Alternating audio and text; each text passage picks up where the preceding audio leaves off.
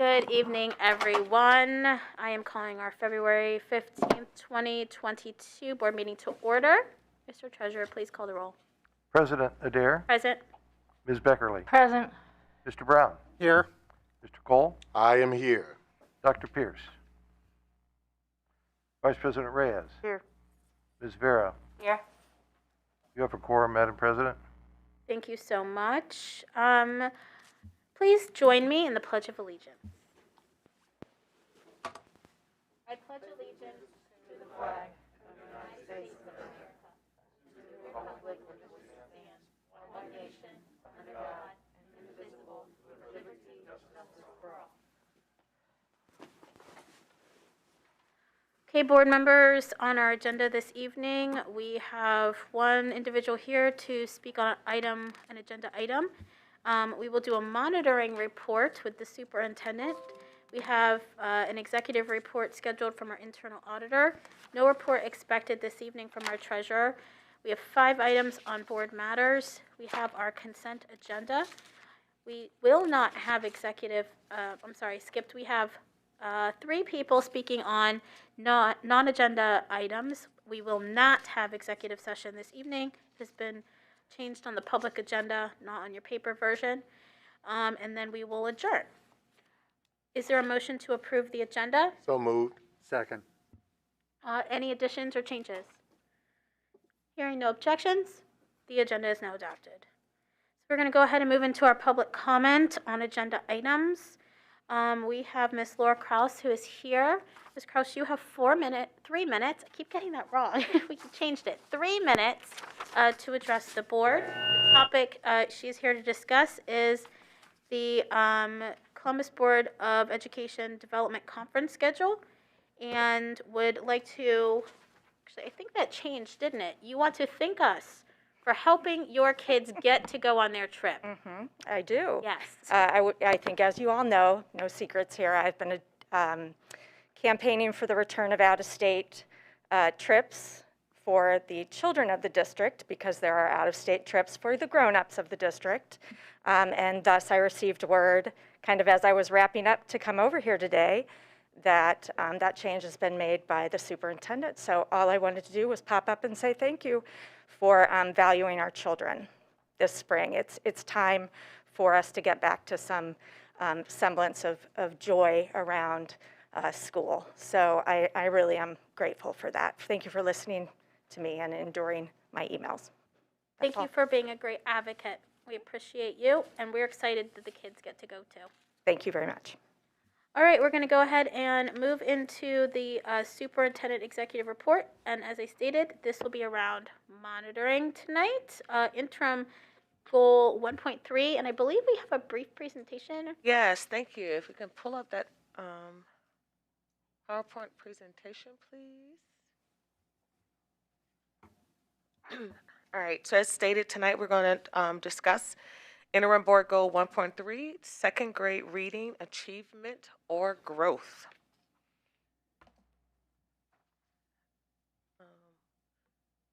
Thank you. The interim goal states the percentage of second grade students considered proficient on the diagnostic assessment or who have exceeded growth expectations, which is stretch growth. So at mid-year, 30.7% of our second grade students have met growth or achievement expectations. For some context, this cohort has been under pandemic conditions since kindergarten. This cohort started second grade with only 10.8% of students on grade level, that's early on grade or above. And for students who are below grade level, growth would be the leading indicator of learning acceleration and recovery. And this is our first opportunity for growth measurement since the return to in-person instruction. The percentage of board goal 1.3, the percentage of second grade students considered proficient on the diagnostic assessment or who have exceeded growth expectation. The interim goal is an end-of-year measurement. Today's update is based on mid-year progress. toward the end of the year target of 39%. So this is a mid-year. The end target is 39%. Growth. The interim measure is based on students meeting stretch growth expectations, and that's plus 1.5 years for second grade, rather than typical growth. Achievement, the interim measure, is based on students who have achieved mid-grade level performance or above. And students count toward the goal if they met either of these criteria. So this is the chart, the figure 1 that you have in your report, that at mid-year, 30.7% of our students and of our second grade students have met growth or achievement expectations. So again, we recognize this is short of our end of the year target. So our next steps, we're moving in the right direction. To accelerate our students' learning, we must focus on a few things. 1, increase the use of personalized learning supports. And this is Guardrail 1.1, this is an MTSS. 2, we must improve in-person attendance. Guardrail 2.2, whole child focus through supportive relationships. And 3, interrupting belief gaps, and that is the low expectations that lead to remediation at the expense of on-grade learning. And we must guard against this through our equity focus. That's Guardrail 4, cultural responsibility, and Guardrail 1.1, MTSS. And then what does this look like? I want to show you this quick video to kind of highlight what this will look like moving forward. And then after we watch the video, we can dive into the data.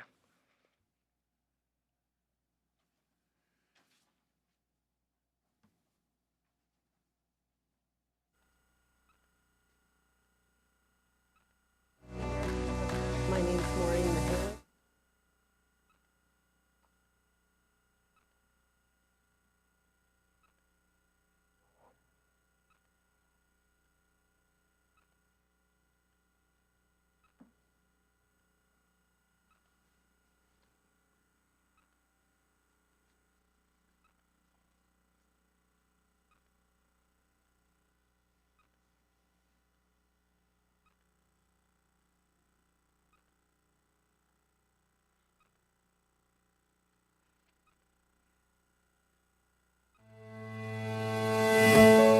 My name is Christina Topman. I go by Chris. I have been teaching for 23 years.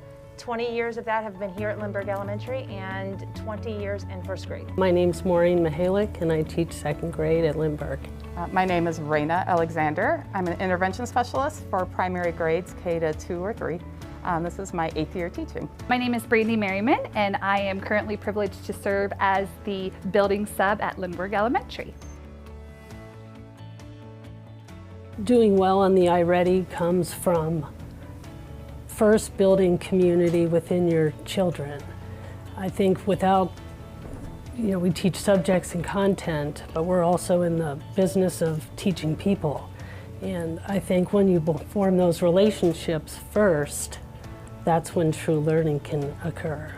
Our second graders being near the top in iReady scores, I think I can contribute that to our tremendous amount of work of laying a foundation here at Lindbergh Elementary. We all work together, we all learn. And in first grade, we work really hard to co-teach our entire first grade class, and that includes the intervention students. So when they get to second grade, all those pieces start coming together, and you really start seeing that growth when it all works together like that. So co-teaching planning is always tricky. You gotta find time to meet, and that is hard to work with in a schedule. So we meet together for our TBTs once a week, and we do that before school in our extra hours. That helps a lot to give us that nice big chunk of uninterrupted time to do that. Well, it doesn't look very pretty on the days that we plan. We plan on Sunday mornings from like 9 to 11. So it gives us that time to have these casual conversations outside of school, what went well that week, where we need to refocus our energies. We talk about strengths and weaknesses. I do math and reading both in small groups, so that gives me the time after we really look at the data, whether it's through iReady or any pre-test or formative assessment, and then we figure out what is going to be our plan. We love data, and I'm a color code kind of person. Just it's easier on the eyes, so I have my green, yellow, and my pink highlighters out so we can see where everyone's at. The amount of green highlights that we had at the middle of the year was just astounding, and we were like, this is wonderful. We get to move to the next step. What is our next big thing we want to focus on? Like we worked on the letters, and now it's like, let's get these letters together. From the first moment I stepped in the door, everyone has been really excited that I'm here, but also really willing to help me in my steps of where I'm going and what I'm doing. The 5th grade teachers are really great at teaching me how to do classroom management. The 2nd grade teachers are really good at cheering me on. And so the way that they treat me is exactly the way that they treat the kids. They're always happy to see them. They're always excited to see what they're learning. And the kids mostly aren't afraid to ask questions, which kind of is the same way as me. So sometimes I feel like I'm the kid learning just along with them. But if they're treating me this way, I know that they're treating the kids that way. I think that the climate has to do from the top down. And I think our principal treats us all like professionals. She trusts us to do the right and do a good job with our children. Lindbergh is my heart. I've been here for 20 years. And I have kiddos now that I had their parents. And it's really nice when your families walk in and they recognize you and they hug you. But we're welcoming to parents, to staff, to anyone who wants to come in. You know, I have an open door policy. I have for ever since I've been here for 20 years. You know, if you want to come on in, let's do this. So we had a student last year that really struggled. He has some social and as well as verbal skills that you can tell just last year with the schedule and everything going on, he just was not able to connect well at school. And we supported him as best we could last year. And this is when we were starting to co-teach, so this was all kind of new to us as well. But we worked really hard to get him supports and services. And this year with those services and his accommodations, he has just grown amazing. By the end of the school year last year, I can remember going, where did that come from? Yeah. Like it was like all of a sudden this aha. Yeah. He would pick up a book, open it up, and just start reading it. And I'm like, this is from my baby who wasn't even talking to reading a book. I was like, oh. When we were finishing up the iReady test, both in math and reading, I would pull each child up and show them how they did and where their scores were. And I had said, you know, the goal is just to always move up, even if it's 1 point or 60. You know, the goal is to go forward. And what was really cute is when a lot of my kids were making gains, and I would say, oh my gosh, you just made a 64-point gain. And the class would just go wild. I was filling in for one of our kindergarten teachers, and we were sitting on the carpet and in the chairs. We were all working on a reading assignment, and the kids were writing their letters, and they didn't want to sit in their seats. They wanted to sit down with me, and they wanted to show me, Mrs. Merriman, look, I wrote the A. Look, Mrs. Merriman, I wrote the B. And in that moment, surrounded by all these kids who were so excited about being able to write their letters, I knew in the moment that this is where I needed to be. I believe that before any learning can occur, you have to focus on building a community with your students, because you're building people, and those people are going to do something wonderful in the world. And so they learn from you as much as you learn from them, and it's take the time to get to know your children, because once you know them, they will do anything to please you, to make the class a better place. They will volunteer for anything, the praise, the positive feedback, but that all comes from building community and forming relationships with your kids. Where I see that is relationships, relationship buildings. from our Miss Varian, our lunch lady, to Mrs. Fultz, our librarian, to me, to the teachers. We're all invested in the kids, knowing them who they are versus what they're doing in math. And so once we have that connection with the relationships, there's that trust. And then they want to learn and they want to share all the fun stories for us. And I think that's one of those things that I would recommend to anyone. Start with the relationships. You've got to know who those kids are first before you can teach them how.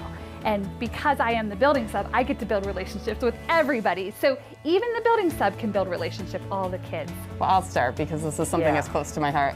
Inclusion in co-teaching is really important. Finding some way just to start that process. It doesn't have to be a fully integrated co-teaching situation, but that drive to include all students in the classroom and for the intervention specialist to be there in some manner in the classroom with each student, providing not just support but also instruction. So there's that seamless blending of intervention and general education at the same time. And to piggyback off that, I think the old school look of special ed and pull out, I think that needs to disappear. We've seen more growth where we quit pulling kids out, because when we pull them out, they're already struggling, and then we pull them out of what's going on in the gen ed room, and so they're missing that piece. So they're always missing something if they're being pulled. So the push in, I think that is key. That push in, let's stop pulling them out and let's work on, I'll say it 100 times over, let's work on the foundations. And being a gen ed teacher, being willing to do the training, the letters training, and let our special ed teachers come in and kind of like guide us and help us. Like, I'm all for that, you know. Teach me, like show me what you think would work best, and then let's use it. If it works for your guys, why won't it work for gen ed as well? Why can't we just be a cohesive unit? I think that's going to help our district grow tremendously.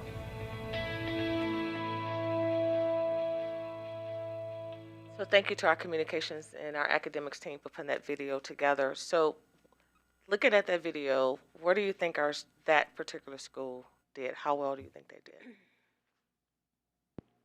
Very well. They were one of the schools that received the highest growth. Yeah. Lindbergh. And so just based on what they put emphasis on, relationships, et cetera. So when we talk about next steps, how they built a culture around growth, getting to know their students, working together as a teacher teams, and really looking at those diagnostics and knowing where to move their students, we expect to see more schools perform like Lindbergh. So I just wanted to just show that to kind of and let you see what's happening and a model of where we need to be. We know that, again, 30.70% is not where we want to mid-year, and the goal is 39%. We're almost there. So thank you for that. Just wanted to show that, and now we can turn it over to you, Board President Adair. Okay, board members, so we are going to be doing our monitoring. Let me just go over a few things before we get started. So in your materials, don't forget we have our handy dandy progress monitoring laminated sheet. That might be something you want to pull out. You also you have in your packet the report from the superintendent, and we also have the monitoring report, board questions and responses from questions that were submitted. If a question has been asked already and in the questions and has been answered, we are not asking it again from the board table. So please be mindful of what is already there. Now, if there's a follow-up or something that's, from that, but if it's the exact question, you need to make sure you know what those questions were. I want to say that, just to remind the board that, as we learned how to do this, there's, some really important tips to make sure we're doing that correctly. And the first is we need to do our homework as a board. It's really important that each of us take the time to read the material, submit the questions, and participate in the process. By doing this, we are fundamentally asking our staff to change the way they think, because we know that this is the culture shift that we need. And it starts with us.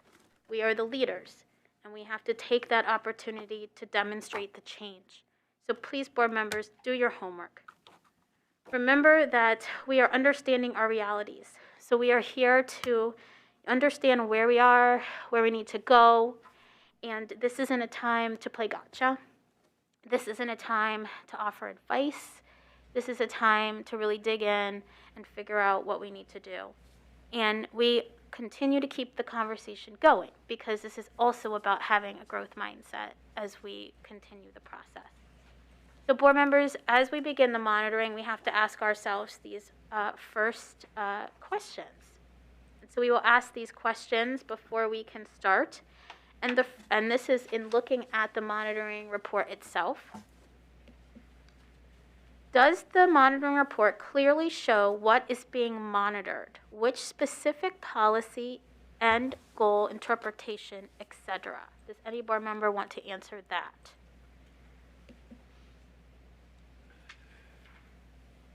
Yes, I think it does. Okay. Anyone disagree? Okay. Number 2, does it clearly show data from the 3 previous reporting periods, preferably on a line graph? And does it clearly show the current reporting period? And does it clearly show the target reporting periods, annual targets, and deadline targets? Do we see that information on the report? Any board member like to answer that?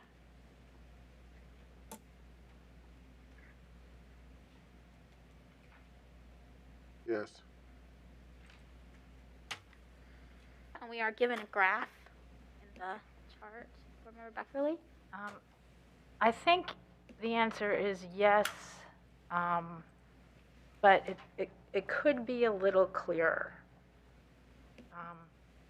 And the previous scores are there, and the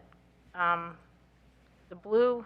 I don't know if they want to go back to the chart and we could talk about the chart because that's kind of where the gist of it is. Well, if you want to, we can do that in the monitoring. I think the first part is to get through the question. Okay, all right, then So, yes. okay. Yes. All right. So yes, we see it in a chart. Okay. Okay. The next one, number 3. Does it clearly show the superintendent's evaluation of the performance? Meaning, does she clearly state, are we on track, are we off track, and giving her analysis? Yes. He does. Yes. Yes. And the last, does it clearly show the documentation that evidences the superintendent's evaluation? And if the district is not on target or the superintendent's evaluation indicates that it is not on track, does it clearly describe the next steps? Yes. Okay, so we have answered yes to all of the questions, Madam Superintendent. So it looks like we are ready to begin our monitoring. Remember, board members, we are going to spend the first part talking about the who, what, and why questions. We're going to spend most of the time focused on that, 2/3 of our time during this session, on the past focus for the who, what, and why. And then we will make a clear delineation on when we are moving to the how, so the future focus questions. And just a reminder that if a question has been asked in the board document already, we are not asking the same question. If you have follow-ups or something like that, you can, and I might need some of your help because there were a lot of questions on there. So if anybody wants to say, Jen, that's there, I'll try to remember. I got it up here. Okay, so we can start with the past questions, and we are going to try to spend 2/3 of our time discussing that with the superintendent. So who would like to start with those questions?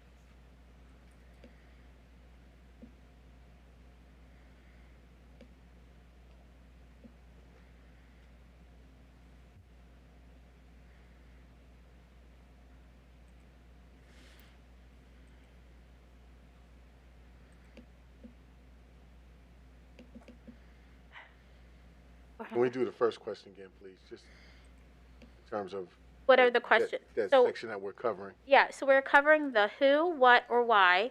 So we're talking about basically, so we are off track, right? And so we are a certain amount of percentages not on track. So the superintendent has told us we are not on track. She's given us some analysis. We are trying to figure out, you know, why that's happening, what are the circumstances around that, who are the students that are involved, what's causing that. I have a question. Okay. I'm ready. All right, go ahead. Thank you. I'd like to get an idea, because we are off track, I'd like to get an idea of who are those mass of struggling students. There seems to be a considerable number. Where are we seeing, what category of student are we seeing really struggling in this area? So, a couple things.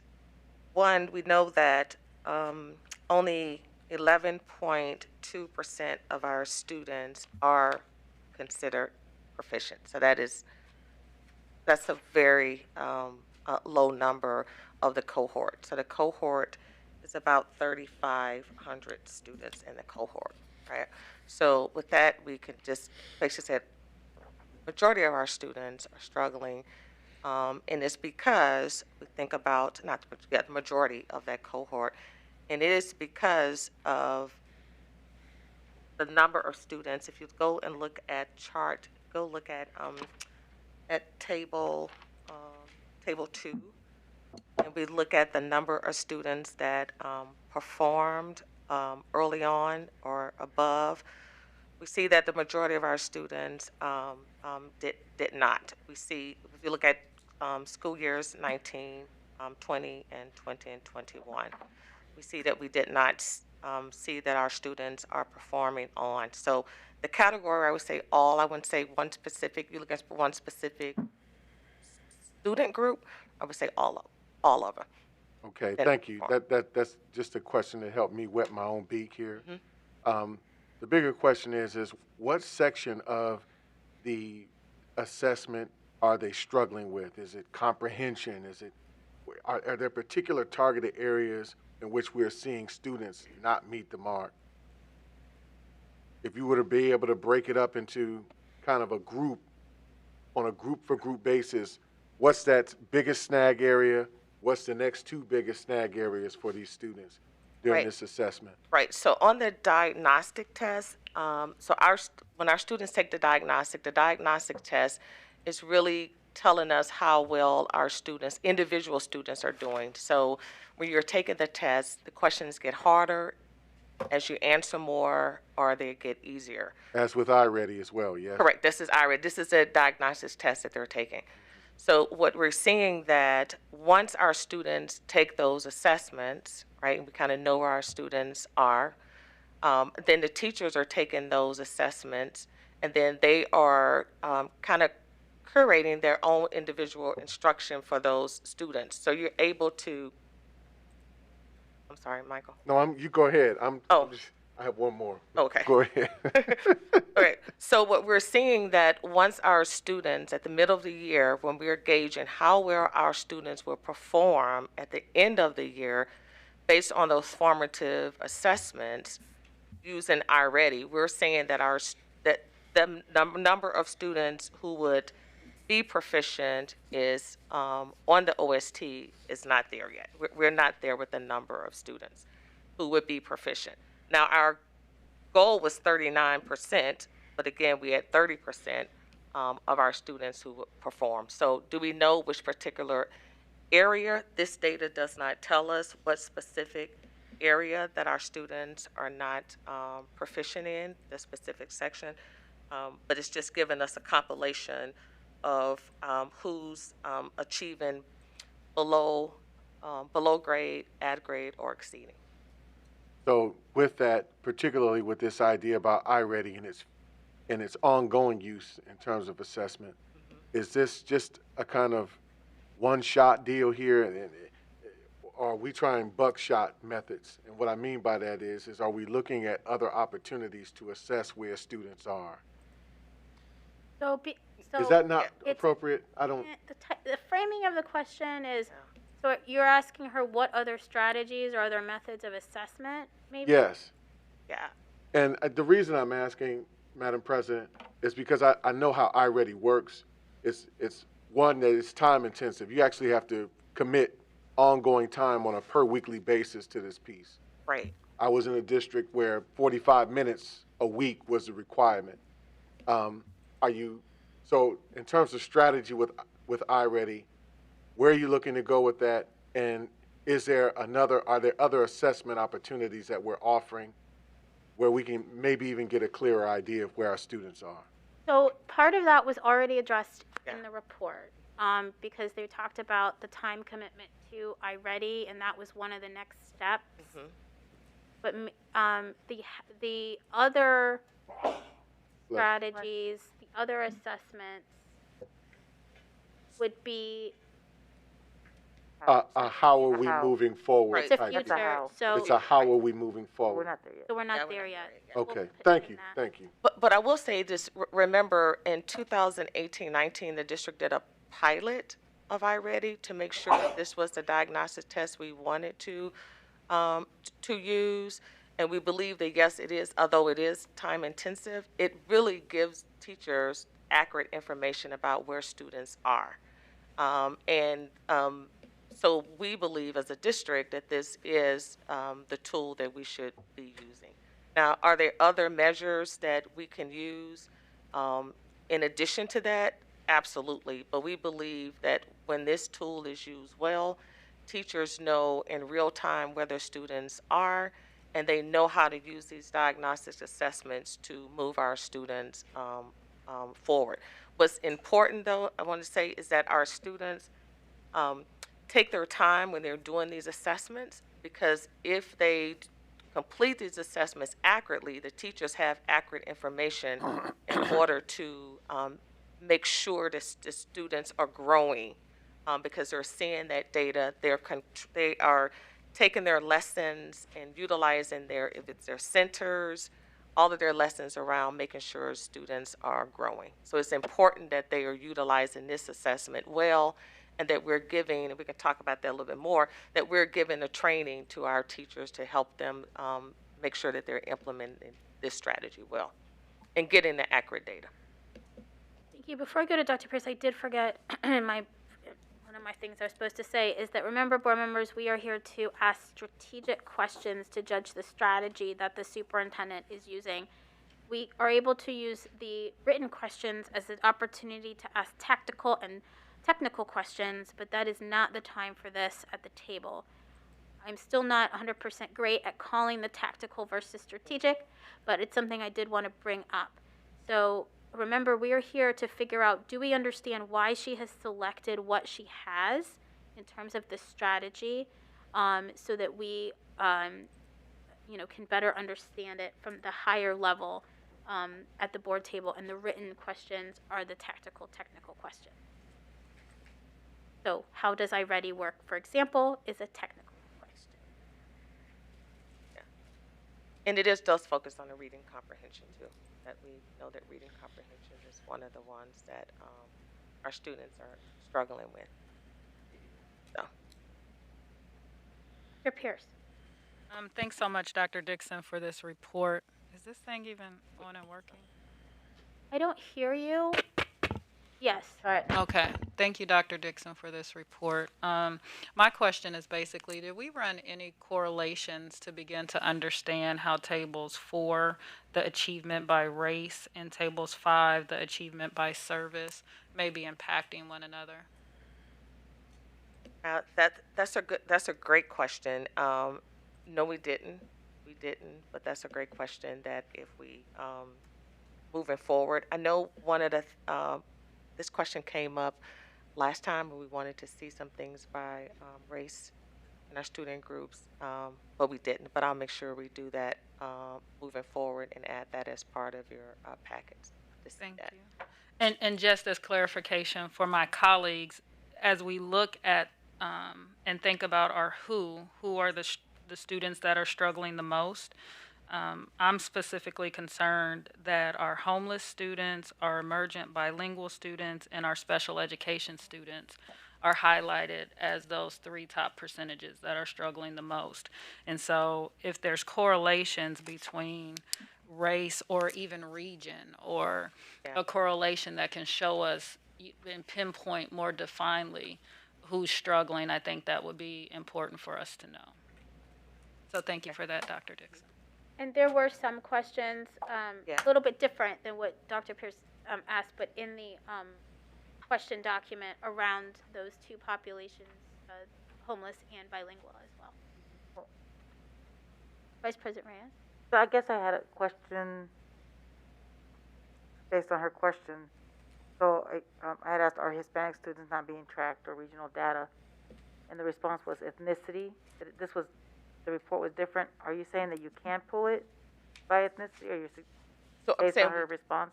that we did not. So we looked at this, remember, we were looking at the entire cohort. So we did not, if some of our student groups are you know, a minus, a less, when you really dig into the data of how many students we have about 3,500 students in this cohort. So when we start pulling them out, you will see a lot of student groups that are less than 10.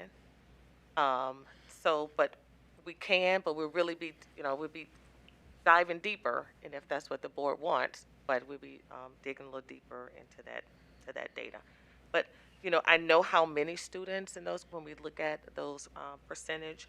So for example, when we look at our emergent bilingual students, we're talking about 800 students. We talk about 48%, the 2 grades levels below. That's about 800 students of that 3,500. So if we want to break that out even more, as Dr. Pierce said, and do some correlations, we can definitely look at that. I would just ask the board that we just need a little more time when we get these next monitoring reports, when we ask for the additional data that we want to look at. I don't think for me it's as important to say that I need it pulled out unless you're seeing that, you know, when you pull the data, Yeah. because sometimes the assumption could be that these are the only ways it's being looked at. So when they have the other 2 or 3 factors, so if you're just looking at it, like it says here, you're only looking at it based on race versus ethnicity. So, which would be challenging for Hispanic, because we can be black Hispanic or white Hispanic. So let's just start there. So it's the complexity of the world we live on today, right? So I guess if you're doing the back road and you're seeing this segment of folks are low performing, and if we don't acknowledge that they may all be Hispanic, for example, then we may be missing that if we're not pulling that data in conjunction. Maybe that you're not reporting it, but as you're looking at it, at your solutions and or who's performing and not performing. Right, and I think that I'm wondering. Right, Yeah. I think that last part too is important too. What's the strategy that we're using, right? So, you know, and do we have, you know, we know that iReady, you know, that when we think about culturally as inclusive of all our students are the materials, and they are, and we've been seeing that. So you see that they have materials that are inclusive of the students that we're serving. And we have additional professional development for specific, if teachers need to know how to help our bilingual students, what is the different strategies that we can use. That is included in the professional development that we have for our teachers. So that's Dixon, a good. you're wandering now into the future. Yes, yes. I'm sorry, but I'm glad you mentioned. Yes, So we'll get there, I promise. yes. So I'm glad you mentioned it, because that was my other question as I read the responses. For the professional development on the partner side, and maybe my question just wasn't clear. Let's see, let me phrase it how I'm Does supposed to the phrase it. question, hold on, I fear your question is also going to get in the future. What? No, Does it no. pertain to That's why I'm past- looking. That's why I'm looking at my little past questions. Professional development in why we are not meeting our current goal. Hold on. You could ask it as a why. No. My question was. The initial question was, have there been any follow-up foundations, PD, for the initial training? And are these available to our partners? So, Yes, that. and I said maybe I'm That's right. the future. I said I already asked that question. asked that question. when my question is, well, maybe you're right, maybe I need to hold on to it, because I'm just wondering if I didn't ask it correctly, because I was really being specific of like community partners, not. So are you asking, Clarifying. does the strategy, or does, or, No, because one of the solutions was professional development and how that is That's rolling out, an and then next step. making sure that people are getting refreshers. That's the next. And then I asked, are we also offering that to partners? But the That would be in the It's a what how. or the how. It's a how. But I want to go back to something too. That is a how, but to go back to your previous question, I misspoke. I'm looking at my data now. I think that's why Dr. Pierce raised her hand. AJ says that is a tactical question. Yeah. I haven't even asked the question. Okay. But the question to the. Hold on. I know you really want to answer because you have all the answers, but No, I don't want to answer that at all. No, I don't We want have to She's not answering that question. No, she's answering something else. there's a different question. Yeah, the question before Okay. when we talked about the our student groups and how they were performing. Yeah, Okay. that one. So I want to go back All right. to that. I'm going back to the achievement by race when we look at table 4 and table 5, and look at the overall relative placements. And we look at our emerging bilingual students. We see that when you look at the two grade levels below, it's only 48%. One level grade below is 37%. So when you look at those compared to our other students, they are actually growing faster than our other students. So wanted to call that out, and it goes back to what Dr. Pierce said about doing that correlation. So I just wanted to call that out when I went back and I saw your hand, and I went back and looked at the data, and I said, when I saw that's Dr. why- Pierce, I'm thinking, wait a minute. And that's okay, why I asked missed my something. question, because we're talking Yeah. about 101 languages spoken in our district, so that's not inclusive of all ethnicities. Correct. You're absolutely correct. So we may need to, I'll hold on my question to see if it's a question. I know we have lots of future forward questions. Any No. any more questions about why we are where we are in terms of why we have certain groups, what were the strategies to get us to this point, what are the circumstances surrounding why we are at 30.7 short of our goal. Dr. Dixon, so you project that we are not going to hit the goal by the end of the year. That's what off track means. Not point in time, but at the end of the year, you are projecting that we are still going to be off track.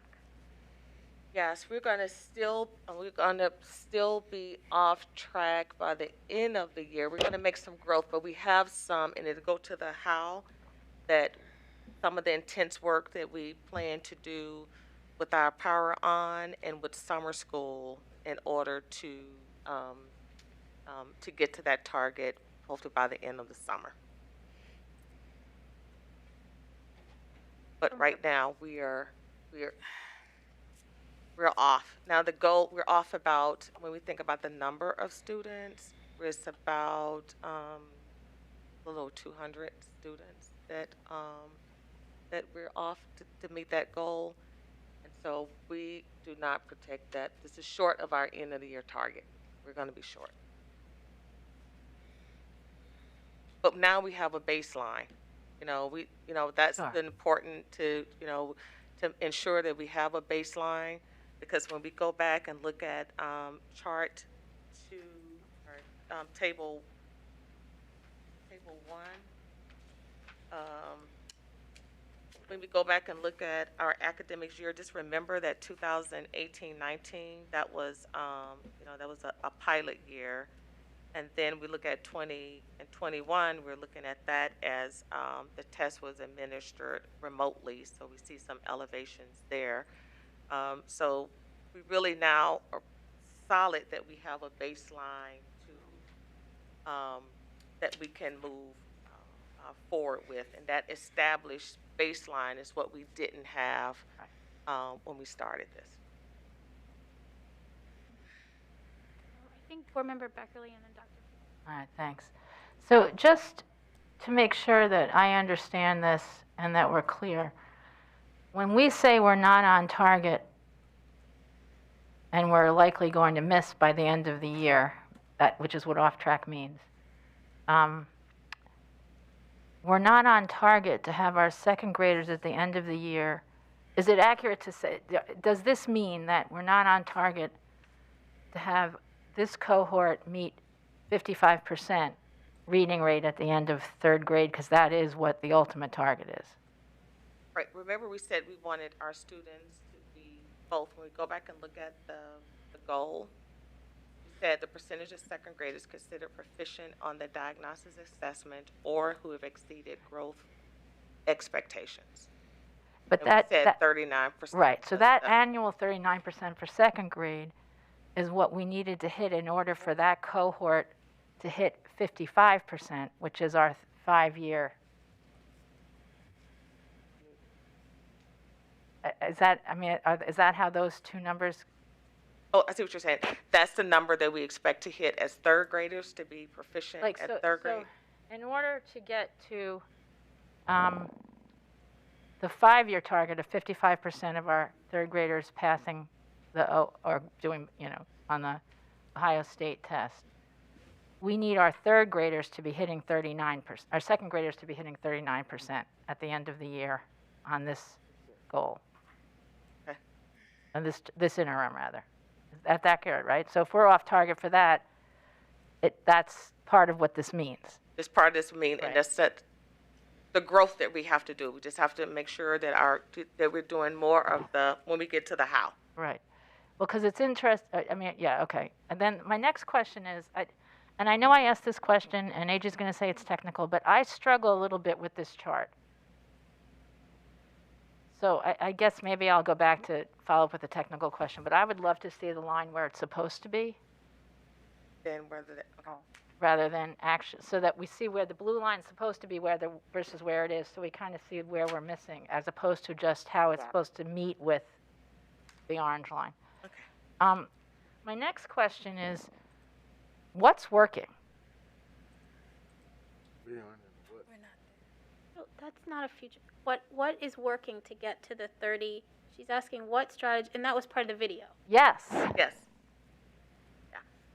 So again, it's the teachers knowing how to use those diagnostics reports, right? Okay. They're planning together. They're getting to know their students. They're building a relationship with their students. And then another piece is making sure that our students are coming every day. They're doing that outreach and making sure their kids are there. And for some of them, building those relationships with the students and their parents, and really planning and working together. And we've seen it. And the curriculum that the district has invested in, that is working well. Because I heard that in the video loud and clear. I also heard in the video inclusion. Yes. Push in. Team teaching. Mm-hmm. And I heard community. Yes. And so, and the reason I'm asking is because I'm wondering maybe it's a why question. Why did we pick the 3 things to focus on going forward? Because I'm not sure they mesh as closely as I would have thought with what we saw in the video. And the attendance is the one that I'm sort of interested in, because obviously we have to improve attendance across the district.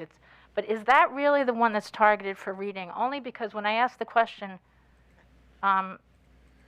in the written questions, the answer was there was a modest correlation between performance and improvement and attendance. And I'm wondering if having that be one of the top 3 things, what made us decide to focus on attendance, for example, rather than what those teachers were saying about team teaching and inclusion? Now, so the what works is what's been working, and we got some sense of what's working, but I'm wondering how that ties to what the decision was to what to focus on. That makes sense? And Yeah. especially when you get to the belief gap, because there was no evidence that, these teachers had just the opposite. So this was a problem I personally had with the report. All of the things that she's talking about are in your next steps. So I don't know if that is future focused or if it is a valid question that she has as a strategy that you are implementing around attendance, or if that should be held for why are you selecting attendance as a future strategy. So that was I don't know how to judge this one because it's a what? report, because of the way that they wrote the report. Yeah. Right, but I do think that information about attendance is a what? Right. No, So that's true, but I just don't know if Right. it's based on what they wrote. Right. So our thought was, when we're thinking about engagement and in attendance, how do we engage our families and our in this work? And it's making sure that, one, our students are coming and in learning in person. That was really important to us.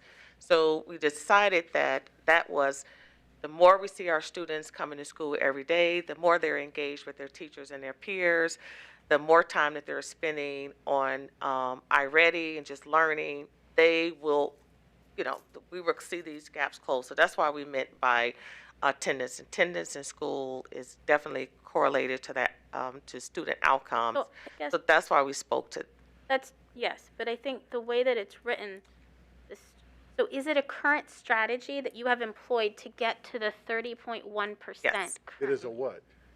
So it Yes. is a current strategy. Yes. It isn't something that you're saying, you know what, based on the 30, we're going to amp up attendance. Yeah, it's both and, Okay. right? It's what's happening now, and no, we need to. So then I think it's a fair question as it goes to a current strategy in terms of attendance. I do think it could be written clearer in the Okay. reporting. Okay. In Thank fact, you. Hold on, Sorry. go ahead and now re-ask the question and answer it. Okay, and so why attendance, I guess, as opposed to, because what I heard you say in the beginning when I said what's working, I heard building community, getting to know the teachers, getting to know the kids, establishing relationships, and what we heard in the video was a lot of that same stuff. And I'm almost wondering if that takes care of attendance as opposed to attendance being the goal. So remember that we're not supposed to offer advice. And Okay, that was for advice. things. All right, fair enough. I take it back. Right. Okay. So her question is, though, why did you choose attendance Yes. as a strategy when getting right now to our 30.1? Well, thank you. So one of that is because we know that a lot of our students are not attending school overall. So we wanted to make sure that we stayed to, as part of our, when we think about that notion of collective efficacy and everyone making sure that we all hands on deck, we're all working together, that one of that is making sure that our students are in school. So the families that may not be sending their students to school, when we say, hey, if you send our students to school, they're learning with their teachers, they're learning with their peers, then their outcomes are going to be greater because they're in school every day. So that's why we put that as one of the strategies, attendance. And we see those other things you pointed out are working. You know, we want to emphasize relationships, teachers working together, pushing in and not pulling, not having pullouts, team teaching, all of those strategies. You know, again, goes back to collective efficacy. But we need to make sure that our kids are in school and in school every day. And so I guess then, is it fair game to say, why didn't you use team teaching as one of the strategies? I don't think you're supposed to ask it in that way. Negative. Okay, never mind then. All right, and then the other question is, why is the third focus belief gap? Like, what's the? Before you answer that, is that one of the is that future, or is that part of Okay. how we got to the 30, how we are to where we are now? Yes, it's a little bit of both. Okay. Right. And so maybe again, maybe we, but I know it is, but she didn't write it that way. we did right. She's thinking about how we. I got what you're saying, Jennifer. The way we wrote it, it didn't spell it out as clearly. But part of when we talk about collective efficacy, this notion of collective efficacy, how do we ensure that teachers, you know, it's one thing to believe in our students, but and to believe in the work that you're doing, that our students are learning, right? And I think when the teacher even highlighted, and she said, she she keep emphasizing growth, growth, growth, and the other students are cheering and clapping and celebrating their students. That's part of that belief. Do we believe that all students can achieve, and have we created those cultures and so that teachers are successful with that they have all the tools? So part of that is a whole sense of collective efficacy. We have to make sure that teachers understand that what they are doing is making a difference for our kids. And they are doing a lot. They're working together. They're taking these diagnostics tests and they're examining those, and they are setting lessons that are individualized for our students. To me, all those teachers from Lindbergh believe in all of their students. And they talked about their belief in their students, and they believe that coming to school every day, that one teacher said, I've been here 20 years. I believe in our students. So that's our notion of getting to a culture where we all believe in the success of all of our students, and we believe, we know that when that happens, our teachers, I think, will feel more, I know they will, they feel confident now, maybe feel more confident that they can get additional resources. Our students will come because they're excited about coming to school every day, and our parents will be more engaged in our students' learning and the outcomes they want to see for their kids. So this is a technical, tactical question that I am not wanting you to answer. But if it was spelled out more clearly, I would have asked in the documents, what is the data points for everything you just said? How do we know we saw any improvement or correlation in the score because of that? How are you measuring or measured? How did you measure the belief gap? How did you measure attendance? These things that you're saying, and I think you'll tell us in the future, but you said that these were all tied to the past. So again, this is what we're looking for when we're talking about these data-driven and decisions and metrics. If it's a strategy you're choosing, how do we know it's working if you're not talking about the data? And it's things you've selected to tell us. They're your strategy, right? So that's just a point. Dr. Pierce? So are what and why questions fair game now in terms of past? Because I feel like we're kind of jumping. We feel like we're pretty good with the past. Well, this is still a past Yeah, no, question, oh, but then I you're just okay. feel like We're how past. we're We're all jumping over is the place. kind of, we're just all over the place. So We're I not feel- all over the place. We are. I focused feel like on- so. Okay, well, I this is me, apologize you so. feel like that, Dr. Pierce, Okay. but we are still in the past question. So if you have a past question, who, what, why, go ahead. So I want to direct us back to table 5.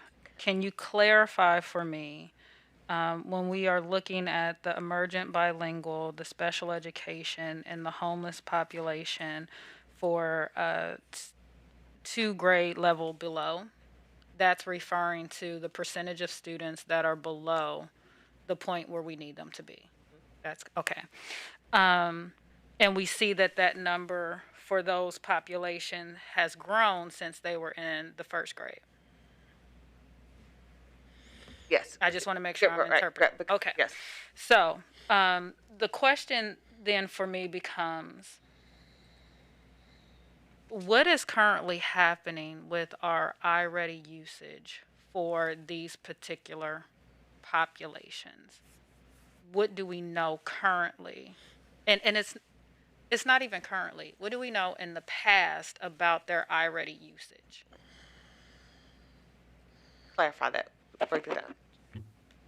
The time they're on it. Do we know the time that they're Hours on it? Do we know that their families understand the platform, understand how often the students should be on it? Does that make sense? Right. Yes. How often should they be practicing on it? What we do know is that this group of students, when you go and look at table,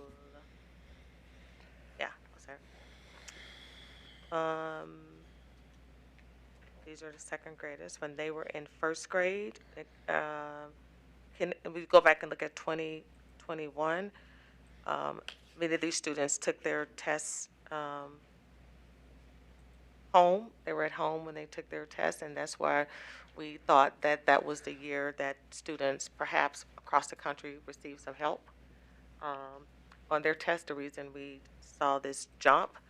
And so these students now, these are tests that were taken now at school, right? So because during that school year, that's when we were only in school Tuesday. Remember last year we were in cohorts. Students were coming in Monday, Tuesday, Thursday, and Friday. And so this year the students are actually taking the diagnostics test at school. So that's a great question. I can note that and get some more information about that. I know that we're doing videos and talking to families about when the students were taking the test at home to make sure that they had enough time to take the test at home, to make sure that they were in a quiet space, and to make sure that they were not getting any help from their siblings or their parents. But now since they're back in school, the teachers are creating that space where students have the time and there's a quiet space. It's not quiet, they have their headphones in and they are doing these tests the middle of the year, beginning of the year and the middle of the year tests in their classrooms. So, given the array of circumstances that could be impacting these numbers that we're seeing,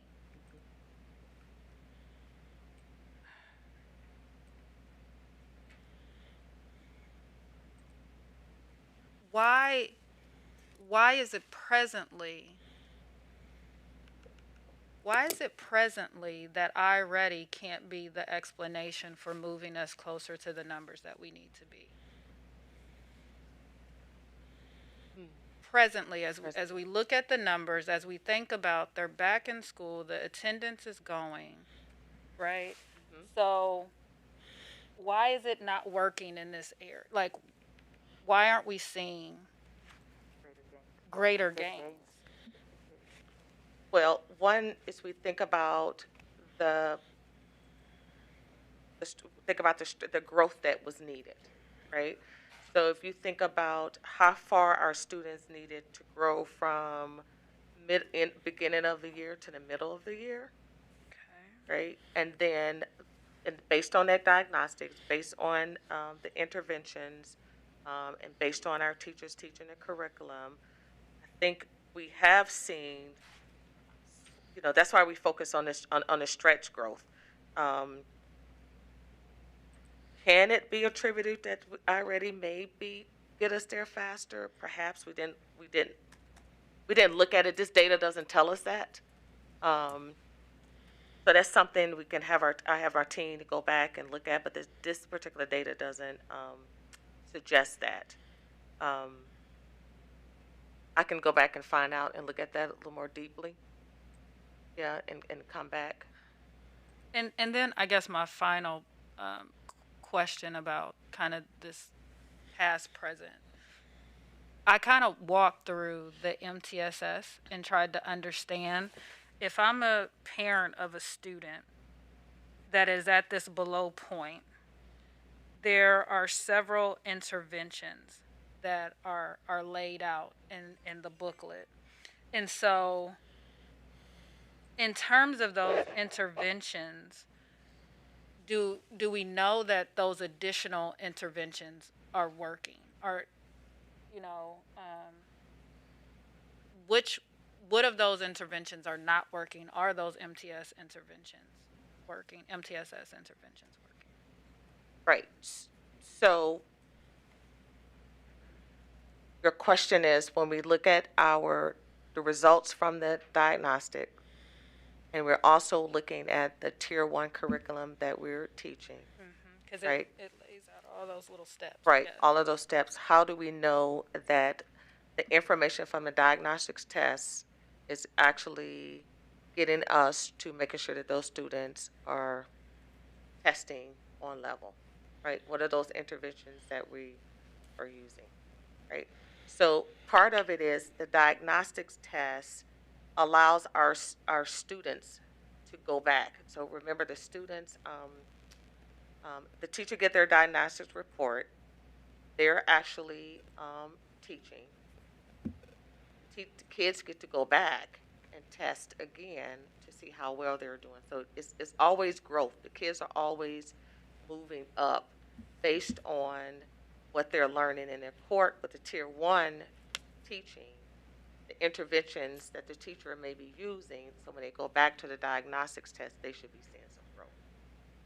Your question, Does that make sense? I interpreted your question as how do we know that the Tier 1 interventions were working? But the Tier, Is that what you but were? the Tier 1 is the core curriculum. Not just tier 1. Yes, but the tier 1 is two, the tier core. three, But like all of there's the So 2 and several- 3 all are of the your, interventions, There's wherever the several student needs inter- it. Yeah. yeah. How do we know those interventions assisted in getting to the 30.7? We didn't outline those here, right? We didn't. Well, this is hard but- because MTSS is part of a separate It's goal, right. and this is that weird one about how do goals intermingle. Bingo, This is- that's and one of the with the ones that guidelines. Dr. Pierce I know, did I talk know. about, that they intersect, yeah. Sorry. No, you're right. Yep. AJ, are you on? Can you help us with this one? This is a great line of question. Keep going. Can you get louder? Can you be louder? This is a great line of inquiry. Essentially, you're trying to understand what is the rationale behind the selection of a particular strategy, and what evidence is the administration relying on that one strategy is more efficacious than another strategy. This is a highly appropriate line of inquiry to be engaging in, and it's part of a monitoring conversation. Okay, but what about the interplay between the two goals? Because we have an MTSS goal, and so we basically asked her, how do we know MTSS is working in this goal? And so anything that the superintendent pulls into this monitoring report winds up being fair play. So the superintendent pulled into this monitoring report conversation about attendance, for example. So I don't see, I may have missed it, but I don't see attendance data in the monitoring report. But the superintendent surfaced that as a critical, highly correlated factor, and so that makes it fair game. The superintendent sounds like she pulled in issues around, professional development, as key differentiators. So I consider those fair game. So if the superintendent, in the course of, her conversation about this item, identifies any other areas that she thinks are absolutely essential, to the district strategy in this area, it is well within her rights to bring those things into this monitoring report. And if that swerves you into other goals or guardrails, that's perfectly fair game. Where I've blown the whistle previously is board members proactively saying, okay, well, wait a minute, so how does this goal or guardrail correlate with this issue? And I wouldn't bring it that direction. And But there is to a be slide fair, that has MTSS on it. There was. I was Yeah. going to say, Yeah. did she Can bring you, it in? Can Is you it pull fair up game? the slide? Yeah, it was. Yeah, it brought it in. Can I suggest maybe there's a different way to frame what I think Dr. Pierce is getting Okay, at? yes. I think what she's saying in a way is how do we know our tier 1 instruction, and when we have to bump to tier 2, how do we know MTSS is effective, essentially? Does that sound right? But wouldn't that then be the whole other I think it's the opposite way. I But think it's that the would- core Yeah. instruction. So what particular? I think that would move us into a future. Yes, I agree with literally that. Just want to understand, how do we know that in terms of that whole level of tier interventions that have been laid out, how do we know those are working? To put it another way, some of those interventions indicate informing families, meeting with and this is future, but in the future, I didn't feel like that was highlighted in this report. Fair. One It small was section. attendance, it was iReady. Are we ready to go to future? I have one more. Okay, one more in Yeah. the past. Can we go back to the slide where it had the 3 bullets and what were focus areas on? Yes, thank you. All right, I do want to know what evidence we're relying on to choose that 3rd focus area. I'm assuming there's something that prompted you to say that we have to focus on the belief gap. Yeah. And, you know, maybe it's national, I don't know what it is, but just, I think we need to understand Yeah. why that. So we were looking more of that notion of collective efficacy, what we all need to, all of us leaning in, making sure that we understand who our students are and how to serve our students best. So if that's professional development, making sure we have appropriate materials, all of those pieces, and making sure we're following the MTSS framework. So could that 3rd one as easily be collective efficacy? A collective efficacy, I think Okay. so, yep.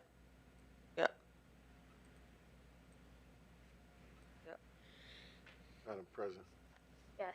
I just wanted to allude to, as we are transitioning to this future piece, I wanted to allude to the question that you had about engagement on that side of it. It did mention in the sentence here on page 6, bottom last paragraph or last sentence, intentional use of district adopted resources, specific attention to engagement, and a focus on growth are the immediate steps moving forward to target goal 1.3. So it does make that very tactical, strategic/tactical, well, more strategic look at how we would incorporate engagement moving forward. That is That's not her question. But totally. that's not my, can I just, so this is to Board Member Cole. Yes. I think what I'm trying to understand as we monitor this is, and Superintendent, this is literally for my colleagues. As we think about monitoring and we think about our guardrails, I think one important aspect coming out of COVID-19 is informing families and really partnering with them in the educational process. And so as I read the report, I saw, you know, the strategies and steps to move us forward. But what I anticipated seeing more of was that engagement of families outside of the belief gap and professional development. That's when I see the engagement component, when I think about our community partners and strategies, that's what I was looking I totally agree with you. Right. In fact, that's why I read the sentence to open the door to the question, period, in the future segment, how will you implement the family, the familial engagement aspect? And part of that is even a part of another conversation in our board matters this evening. Okay, so, But yeah, we'll have that in the board matters. Yeah, So I not, didn't this mean to isn't open this, it up like right, that. this isn't our discussion. We're gonna talk, we have more talking to do. Let's focus back in. Thank you for good points, though. Gonna focus back in, and I think we are ready now to move to the House. Okay, so we're gonna move to the future. Remember, this is only supposed to be 1/3 of our time. So let's really focus in. Who would like to begin?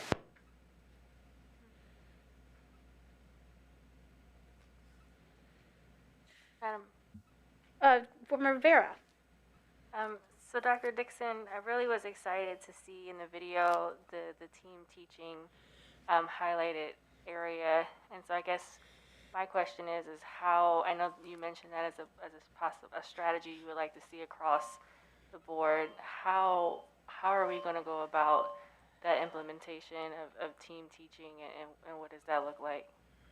Yeah, thank you. So part of it is just more professional development and being more intentional about teaming teachers that want a team.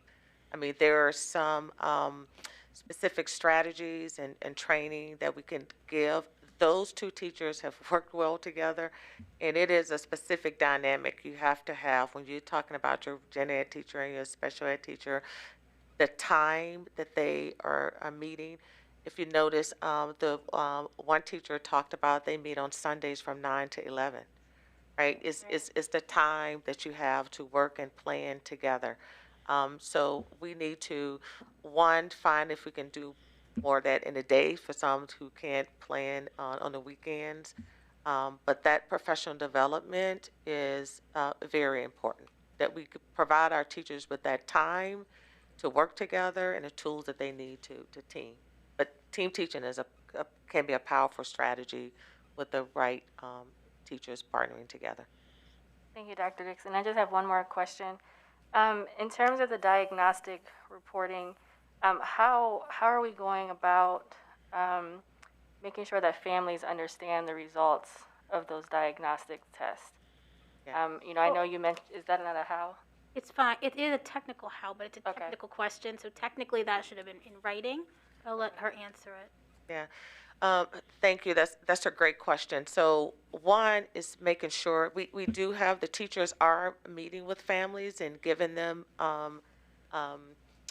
the reports on how well that their students do. We can improve our opportunities for our teachers and families meeting together to make sure that they're reading and understanding those reports. So I think we will do more, and even partnering with we have been talking with other potential organizations who want to partner with us, and we want to make sure that they know all of the curriculum and that we're using in our district, so that when they're partnering and meeting with families after school, they know what to look for too. But that has been something that our team has been looking at. How can we make sure parents understand how to help their students? And also the other piece is we've partnered with our at-home libraries, right? So we're making sure that our students, now that initiative, that they get to take books home. So as students are going home with books, we want to make sure that families know, how much dedicated time should students be reading? Right, it's 20 minutes a day. So say to families, hey, if students read 20 minutes a day every day, they can increase their vocabulary by 2 million words. So, but again, making sure that we're sending that information home to our families and really having more opportunities to really help our families to be able to help our students. Thank you. And I said technically it was a technical question. Technically it was a tactical question. Sorry. Another T word. You want to go? Reyes, then Beckerly, then Pierce. So I'm glad you mentioned books, because my question is, how are we incorporating technology to help us meet our goals? I saw a lot of, I love books, but I'm also old school. One of the things that where we're at today is we do have more devices out to our children. So we have that. So how are we incorporating technology to help us meet our goals? Well, thank you. So, of course, all our students have their Chromebooks, and they have a lot of these apps or these programs on their Chromebooks that they can use in the evening if they want to use technology. So even they have practice. When you go to say iReady, I wish I could do some videos. There are some practice videos for our students, for our EL students and for our general ed students that they can use technology to practice on. Can they download books onto our Chromebooks? I don't know that question. I found out. I don't know if you can download books. I know it's yes, practical, yes, but yes, I was like, I don't concentrated right. on the iReady. So it wasn't only iReady. It's right. Like you mentioned. Can they download books? I don't know, but we are sending books home. Mm-hmm. So if they can download books, I don't know the answer to that. I have to follow up with that one.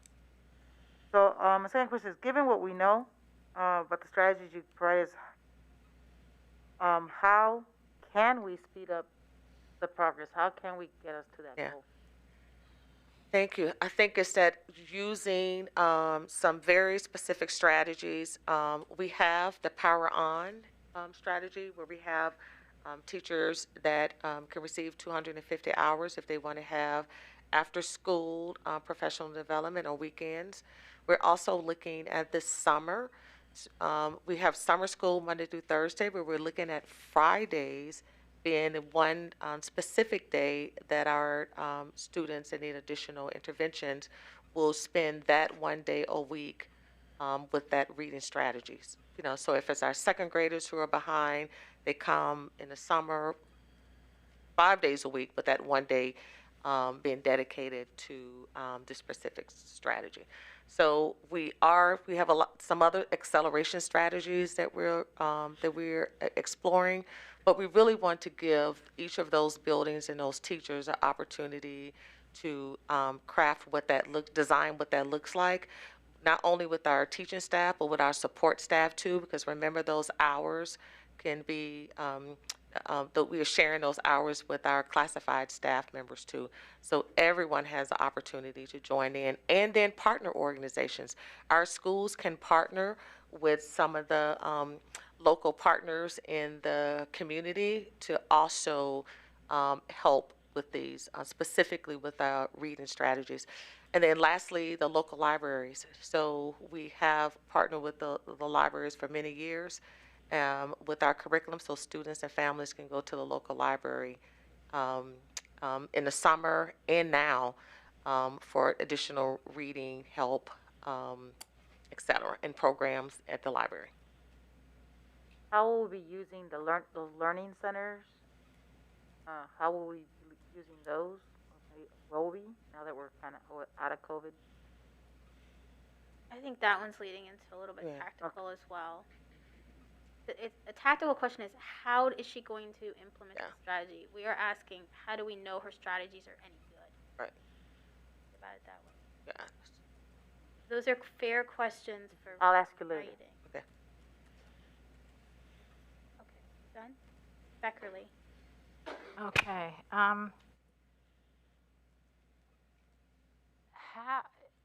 I guess maybe there's a premise here that it's picking up on Board Member Vera's question. If or is team teaching and pushing in a strategy? Because it's not listed up here. So I'm not sure that I can ask a question about it. Me neither. But it was in the video. But it was in the It was video. in the video. I know. So again, this is part That of. was an example of the work being Okay, done. so This is something that we're all learning, right? Yeah, right, About what right. needs to then be in the report. Right, we're getting, All right, and so- we would so- get better and getting this report Yeah, so as we get let's- better with the model. Yeah, like it all has to hang together Right. because then we get with these red herrings. All right, so I'll set that aside for now. So my question having to do with the report is, it seems like hand in hand with this idea of a belief gap that has been in the report that we're saying maybe could be just collective efficacy, is the idea of, which I think I understand based on the questions I ask, and it makes a lot of sense to me, that we have to disrupt essentially the failure for everyone to get good Tier 1 instruction. And some part of that is attributed to a lack of collective efficacy or a lack of a belief gap or whatever we want to call it. So the question I ask is, what does that look like? What's the strategy? What are we doing to make sure the kids get effective Tier 1? Like, are you measuring it? Is it professional development? What's it look like in the classroom? I'm wondering. How do we know it's going to work? Or I'm asking what it is, actually. Maybe that's not tactical. Oh, maybe okay. So we don't know what it is. Yeah, what is it exactly in terms of what's that disruption look like? And then my question is how, and maybe I don't need to know that, because that is a kind of not a strategic question. The strategic question is, how are you going to measure whether that disruption is working? That's my question. Right. So one, we have to commit to good teaching, Tier 1 teaching, and that is the board-adopted curriculum is what we are teaching to all students, and no more of our others curriculum that we think are good for kids that may not be the Tier 1 curriculum, board-adopted curriculum that we've purchased. And some of our buildings, we're not seeing the implementation as we want. Because some teachers, for whatever reason, they really like some of the other things that they're using, and it's good stuff that they've used, that they've designed, but in order to get to ensuring that everyone is teaching Tier 1 curriculum, that means we are investing in the professional development. When we're doing our walkthroughs, we're seeing that Tier 1 teaching is happening in all the buildings across all of our grades, and we're able to say this Tier 1 strategy, this curriculum that we have purchased, we know across all of our regions that our students doing our formative or summative tests, our formative tests and our diagnostics tests, we know that our students are doing well because across the district, this curriculum works, this strategy works, and we're able to measure that. But right now, we're still implementing we're still new to the curriculum and making sure that we're teaching it across, implemented with fidelity across the district and all of our buildings. So the implementation of the curriculum essentially is the disruption of the absence of Tier 1. There you go. Okay, so then, and then how are we measuring that successful implementation? That's right now we're measuring the professional development, then making sure that the professional development is happening across all our buildings. That's where we're focusing on now, to make sure all of our teachers have access to the curriculum, they know the curriculum materials, and they are teaching those curriculum materials with fidelity. So right now we're focusing on a lot on the professional development and the use of those materials. So do we have a baseline to measure their progress then as they get, I mean, I'm guessing the answer is MTSS, but I don't know. You're getting deeper into the tactical. Okay. But good questions. Good question. But should Yeah. be in writing. Yeah. Right. Yeah.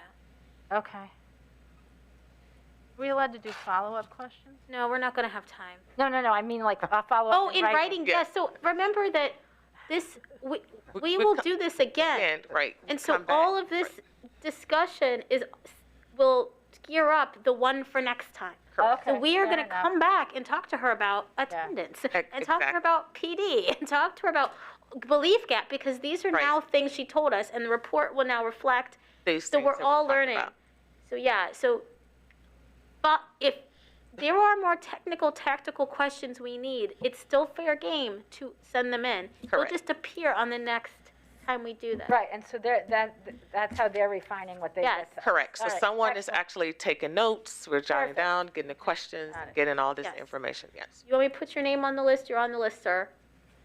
For mine? Yes, there's a list still. Okay. So, got a couple more ahead of you. Dr. Pierce.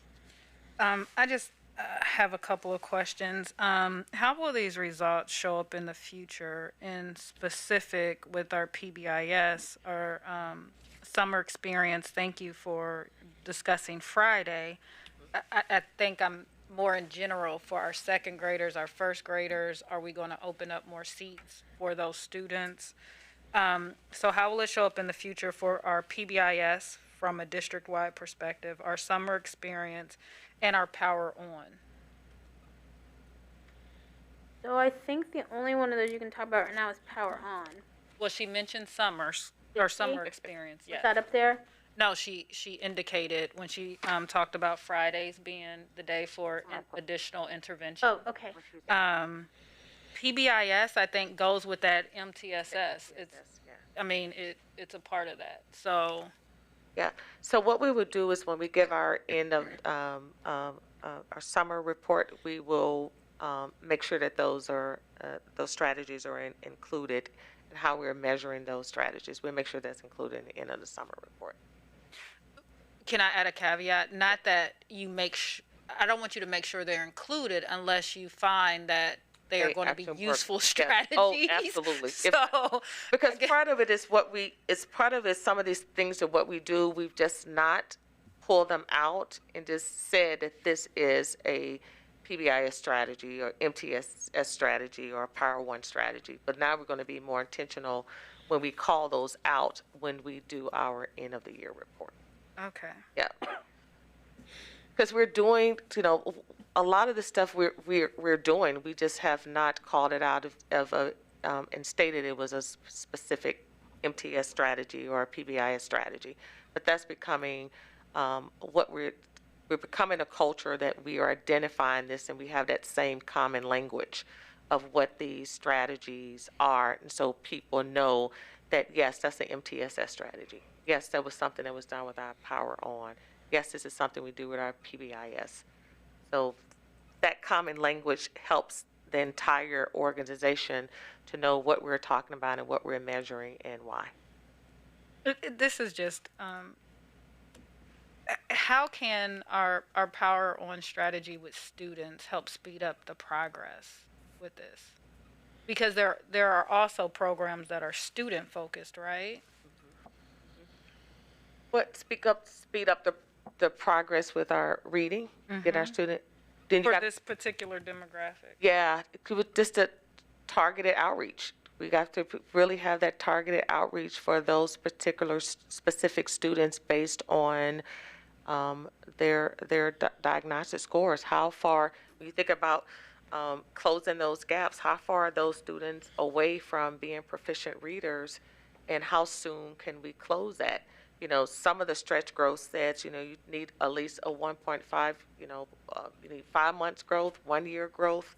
Just really looking at where our students are and how we can promote the growth. So I think it's really making sure we have the accurate assessment of where our students are, how much we think they can grow from now to the end of the year and to the beginning, at the end of the summer, and really looking at those numbers. But I think growth is what we want to look at and make sure our students are growing. Will we be able to close the gaps for proficiency for all of them? No, we may not, but are we going to be, perhaps not, but maybe growing our students? We definitely want to see that our students, that growth there, that growth target is so important to us. Because remember, our students, when we think about the pandemic, our students, there was unfinished learning. I want to say learning loss. There was a lot of unfinished learning when our students who were, some that were perhaps already behind, then you add a pandemic on top of that, so that our students that may have been a half year behind or a year behind are now maybe a year and a half or 2 years behind, right? So can we say, oh my gosh, we can put all these intense strategies and close that gap in three months, 6 months? Realistically, no. However, we can say that we can target it, do some targeted interventions, that we are able to see a student that needed 1.5 year growth, we may move that to maybe only a year growth. So I think we really want to emphasize a growth model, really see that our students are achieving little by little, and they know what that's like. They know how to read their charts. Just real quick, I went to Westgate Westgate Elementary, and it was a 4th grade teacher who had his data on the wall, and I said, why do you have that data? He said, I want my students to see every day how much they're growing. And he had it from they're now 5th grade, and it was their 3rd grade scores. He had it there so they can see how much they were growing. He wanted them to look at it every time they took the diagnostics so they could celebrate. So to me, that's what it's about. Our students see that they are growing, even if they're exceeding growth. They still see those numbers there, and I just really thought that was a big takeaway for me when I actually saw and inquired, why did he have that on the chalkboard? Thank you for sharing that. Member Brown. Yes, thank you. Guess I have 2 questions in the how area, although I'm still It's thinking, okay, I'll help you. Pardon me? Yeah, I'm still thinking lots throughout this whole process of how this is working.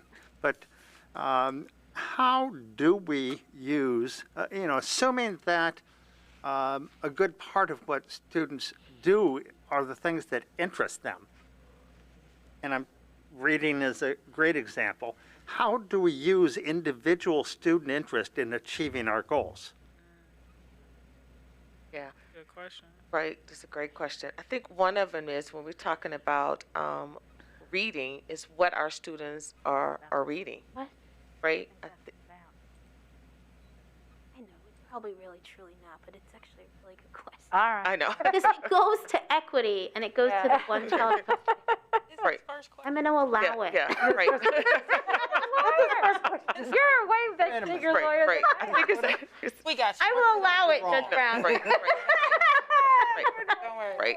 I think it goes back to, as I stated, it goes back what are kids interested in reading, right? And I think it's, to me, are they engaged in reading that text that culturally responsive, or look like books, the kids that look like them? Is it something they like? Is it books? If they're technical students and they like reading books about airplanes or trains, or I think that's part of it. We have to find out what our students' interests are, and then get them immersed in that. And I think once you do that, our kids, they be able to really fly, because they get excited, because that is something that we're getting to know who they are as learners, right? And then we're piquing their interest through books, or as Ramona said, through apps, or things online. So I think it's a very good question, but I think that goes back to being culturally responsive, knowing who our students are, and really crafting lessons that are going to be individualized for them. Okay, and just to follow up on that, when you say individualized, and I'm asking about interests. Culturally competent is one dimension, I think, that applies to a lot of students that identify with that particular culture or competence.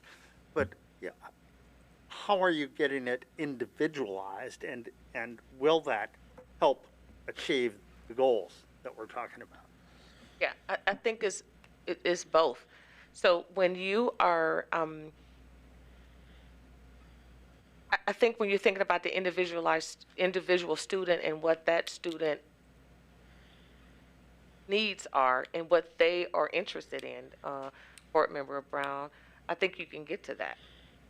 So it's one where you are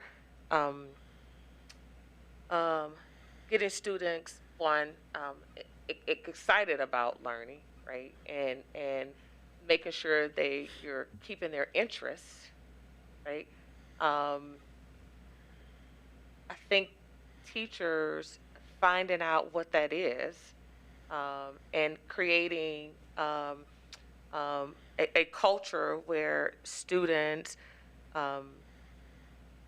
can be, I'm trying to figure out the word that I want to use, but you're creating that culture where students can be an individual, their own individual interests are paid attention to. You give some attention to that while they're also learning the material that you need for them. So I think it's a both and, if I understand your question correctly. Yeah, thank you. I'm happy to hold off on my second question. Okay. All right. We'll go to Board Member Cole, and then we will conclude this portion. I've been processing my question in the best way I have. I promise you this evening I really wasn't trying to be slick with how I typically ask my questions. Typically, Okay. What he about to ask? thanks for the admission. I got your back. I know, Dr. I just wondered if that was the perception of me, which is why I got shut down so much this evening. But I guess the question I really want to ask is, how can the board further assist the prioritizing, embedding literacy initiatives that help accelerate this piece? I mean, what is it that we can do in our role to further systemize and embed literacy in the district? Wow, that's a great question. One, I think this conversations and that we're asking and we're talking about what our data is saying, and that you are continuing to promote the importance of our students reading.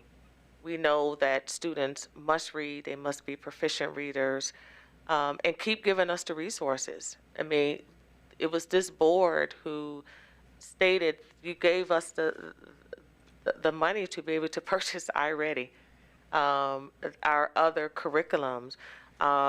You gave us permission to be able to, you supported Power On. All of these initiatives, it wouldn't happen if the board did not support and say, yes, that these initiatives are important, but also, Superintendent, we're going to be asking questions about it. And we're going to be asking tough questions to make sure that our students are reading proficiently.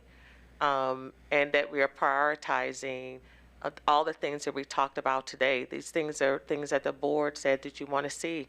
These goals are the goals that the board stated. The board stated that strengthening reading proficiency is important. You said that to the community. You said that to me. We're going to be measuring that. That is important to us as a board because you heard from our stakeholders. You know, just a reminder, you were meeting with the community to gauge what was important, and that's how we got to these board goals. So I said, one, keep talking and sharing about what we're doing and different ways that we can partner with others. Two, continue the advocacy and giving us the opportunity to bring initiatives to the board that we believe is going to help our students. And to Dr. Pierce's point, and yours too, is how can we continue to help parents, right? And this, what other means that we need, if we need to partner with other entities to see how can we help our parents in this, because that's one piece that we tend to focus on our students, and we focus on our teachers and administrators, and we partner with our parents, but we don't, we need to strengthen the opportunities to really give our parents some of the tools that they need and start measuring that too and see what that looks like. So I would say keep doing those things. That would be great, and our team can hear that support too from the board table, that these things are important to you, as you've already stated, because we're doing these things. But and keep that advocacy in the community and abroad about what we're doing in Columbus City Schools to strengthen reading proficiency. All right, thank you, Dr. Dixon. Thank you, board members. We have gone 90 minutes. And I did hold off on one. Oh, I thought you question. didn't have any, okay, you want to, go ahead. No, I just wanted to delay, but since Mr. Cole has taken exactly what I wrote down a few minutes ago, it was basically, how can we help? And I think you've answered that well. I don't have anything more. Great. You second his question. I love it. Okay, perfect. Thank you, everyone. 90 minutes. That is about the time we're supposed to go. Yeah. And so before we actually conclude, I want everyone to take out the progress monitoring evaluation, which is on the back of your thing. We need to do an honest evaluation. So the first question is preparedness. Effective monitoring looks like every board member has read the monitoring report prior to the meeting and has begun developing potential questions. How did we rate on preparedness tonight? Be honest. Effective. Did every board member read the monitoring report and prepare questions? I read the monitoring report. I'm hearing approaching. The next one, data and opinions. Effective monitoring looks like conversation is focused on understanding the data presented in the monitoring report. How did we do with data and opinions tonight? Were more opinions given? Were we focused on data? I slipped in an opinion, but then I got slapped down. So I don't know. I would say effective. Effective. Okay. Effective. I'll have AJ tell us if he's still on what he thinks. Yes. Yeah. Questions and statements. Effective monitoring looks like the conversation is mostly focused on questions about the data presented in the monitoring report, not questions about opinions or things outside the monitoring report. Where do you think we fell tonight? Effective. Effective. We had some stuff that was outside the report. you'll maybe approach at the very Between the approaching- two, I would say, yeah, like on the line. Can I'll push back on that. I really feel like it was effective, and maybe I'm off, but I feel like it was effective because we had conversation about things that were either alluded in the report itself, alluded to in the report, and there were areas of allusion. In addition to that, things that were also a part of this report, an attachment via a presentation. I think it's fair of us to say that we did focus our conversation centrally on what was either literally or visually how we presented to us today. So I would earnestly say effective.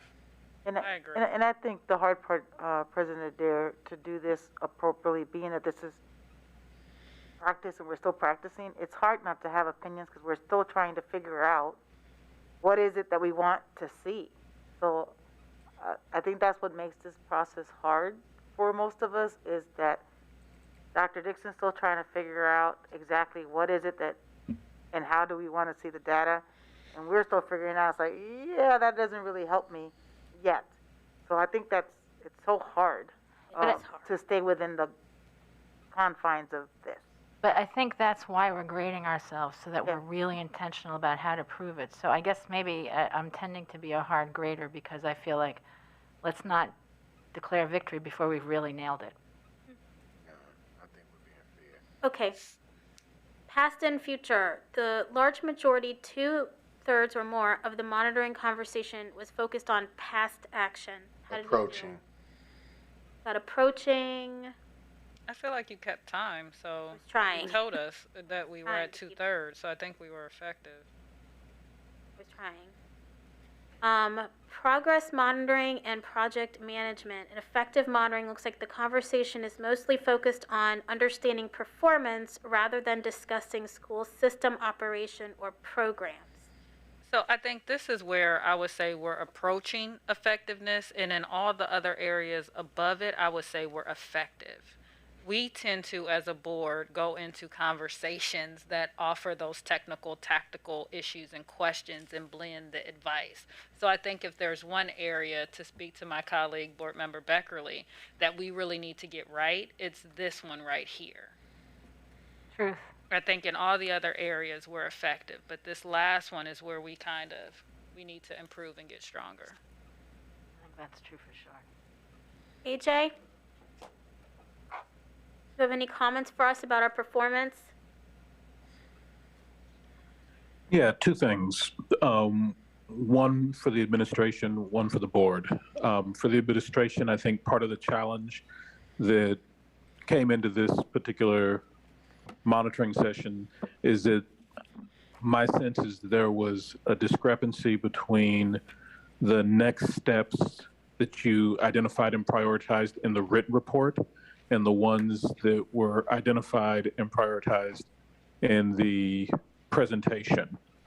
And so I felt like board members were trying to ping pong around and figure out, okay, which of these are in fact the priorities and what evidence are you relying on to clarify that? And so as a result, I think board members got sucked into some questions that they might not have been sucked into otherwise. And so coaching around that for the administration is try to have real clarity around what as a superintendent, what have I decided are the key factors that are driving strategic decision making, and what evidence do I have about that? So for example, if you think that attendance is the key thing, that to me would probably be a more useful data chart to present than some of the other ones that are presented that didn't help elucidate the strategic choices that the administration is making.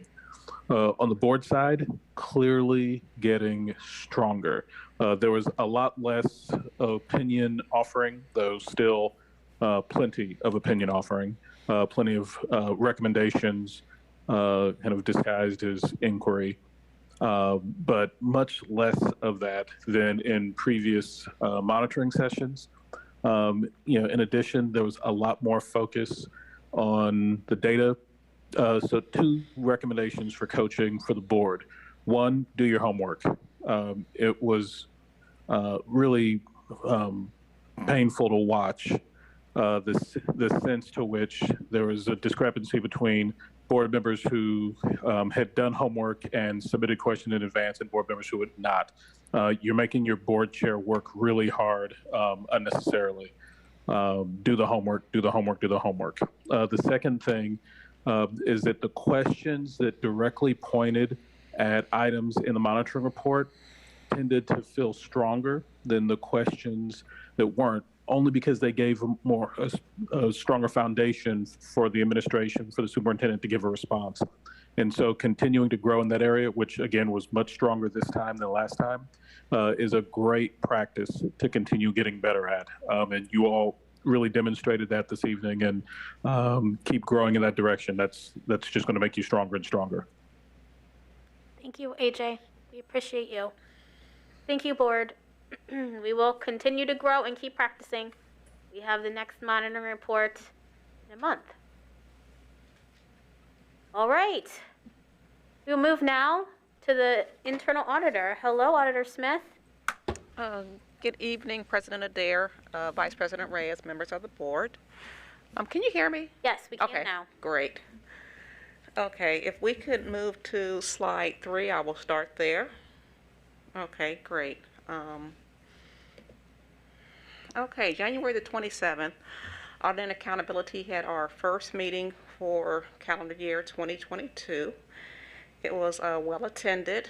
We welcomed a new Vice Chair Vera, and we welcomed the new board member Reyes.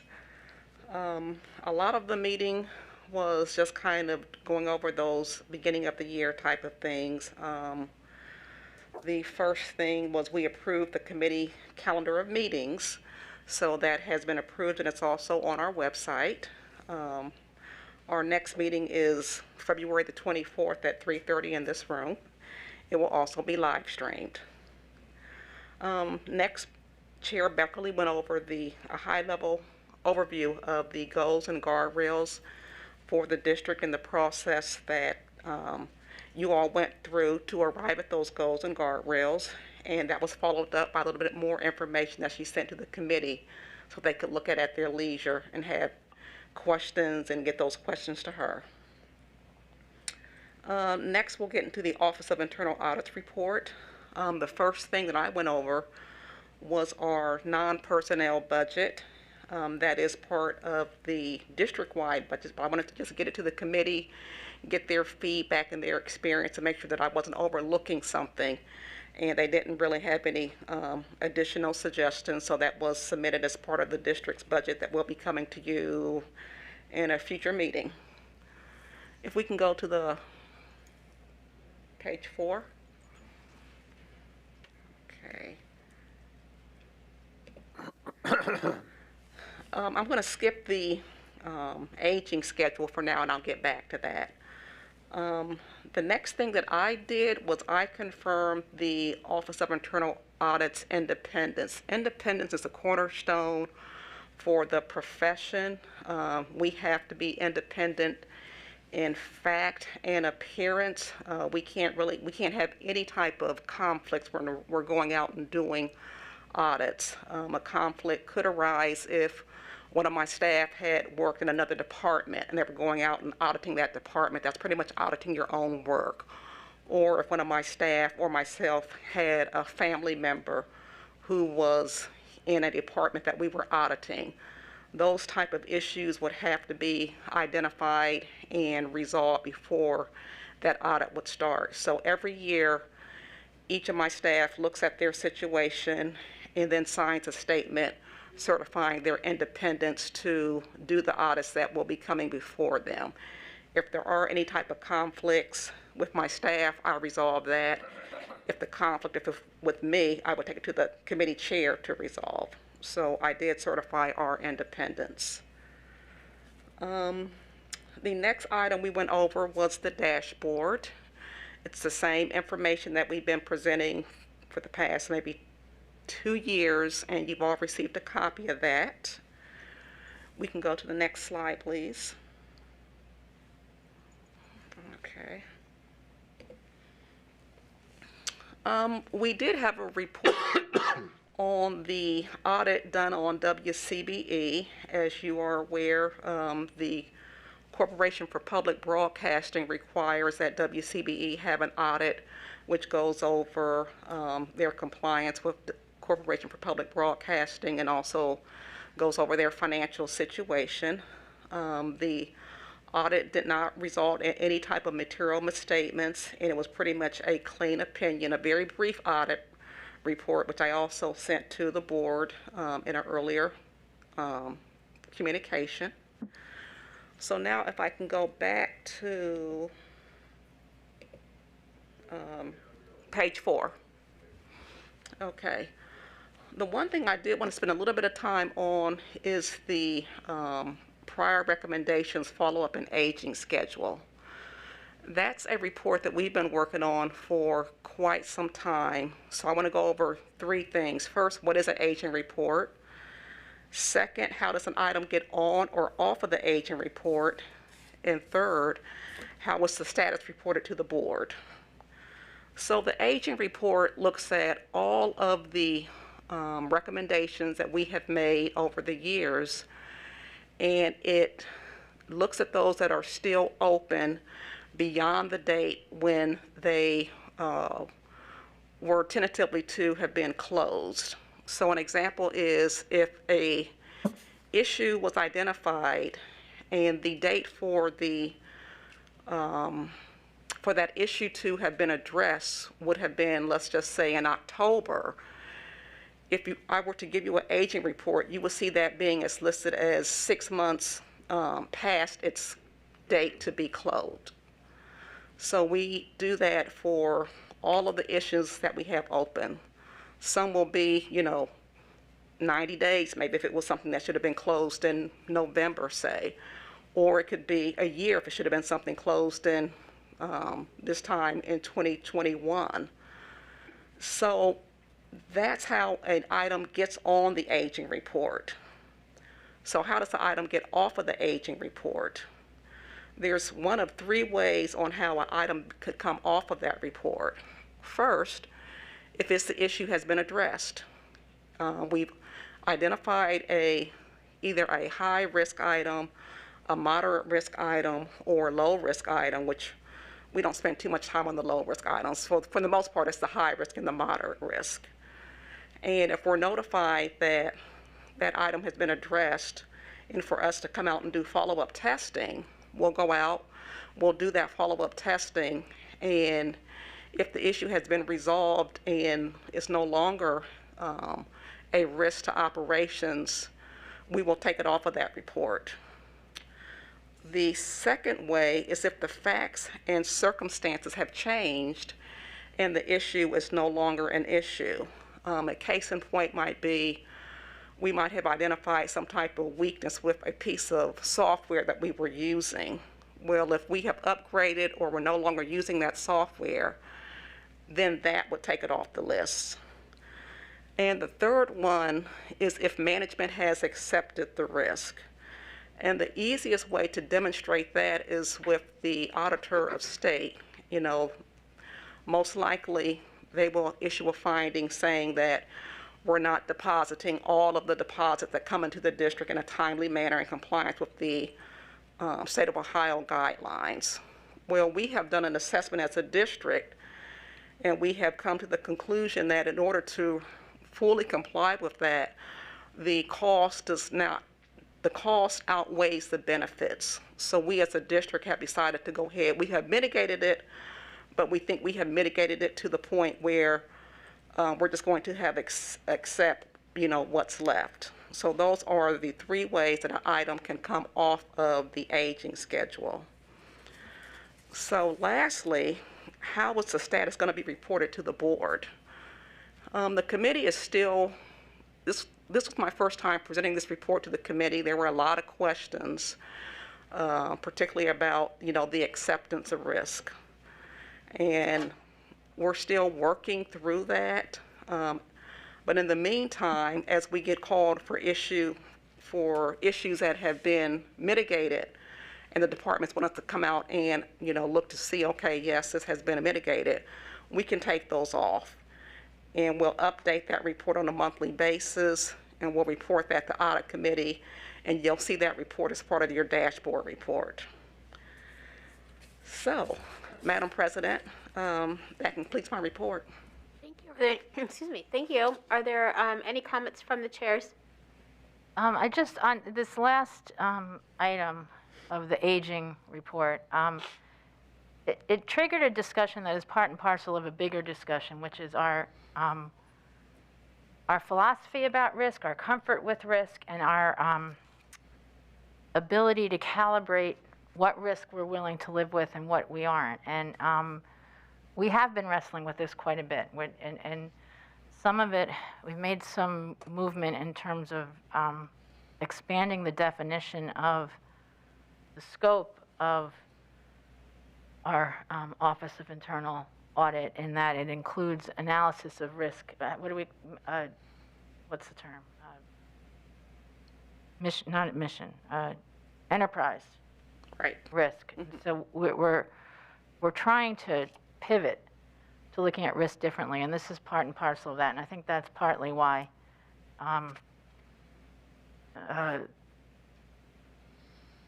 auditor said that we're still talking through it, because we're trying to be sensible about this, so that things that are on that list for, you know, many months, if not years, we've assumed that risk, whether we've done it intentionally or unintentionally. So part of what we're thinking about is there a process in place where we put a step in the process where we think, is this a risk we can live with? Isn't this a risk we can live with? And do we expect operations or management or whatever shop the finding is in, to address it or not? So we're continuing to noodle on that one. Thank you. Questions for Cole? Thank you, Madam President. My first question is are the matters on the aging report tend to be more high risk or low risk in number or frequency?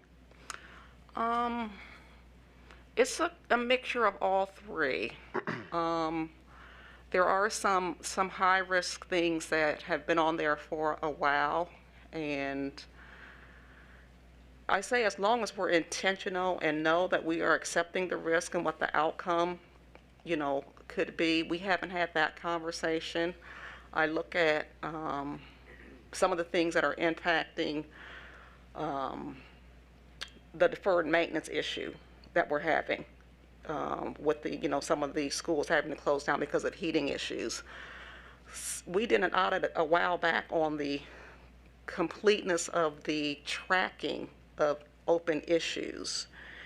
And so that was something that was identified as a high risk back then, and it's still a high risk. So once again, you know, just because something has been on the list for a while, doesn't diminish the risk that's out there. So there are some high risk things that are on there that have been out there for a while, and that's one of the things that we want to, my department, we really want to dig down into those things and see, okay, we said this was high risk in 2019, is it still high risk in 2022?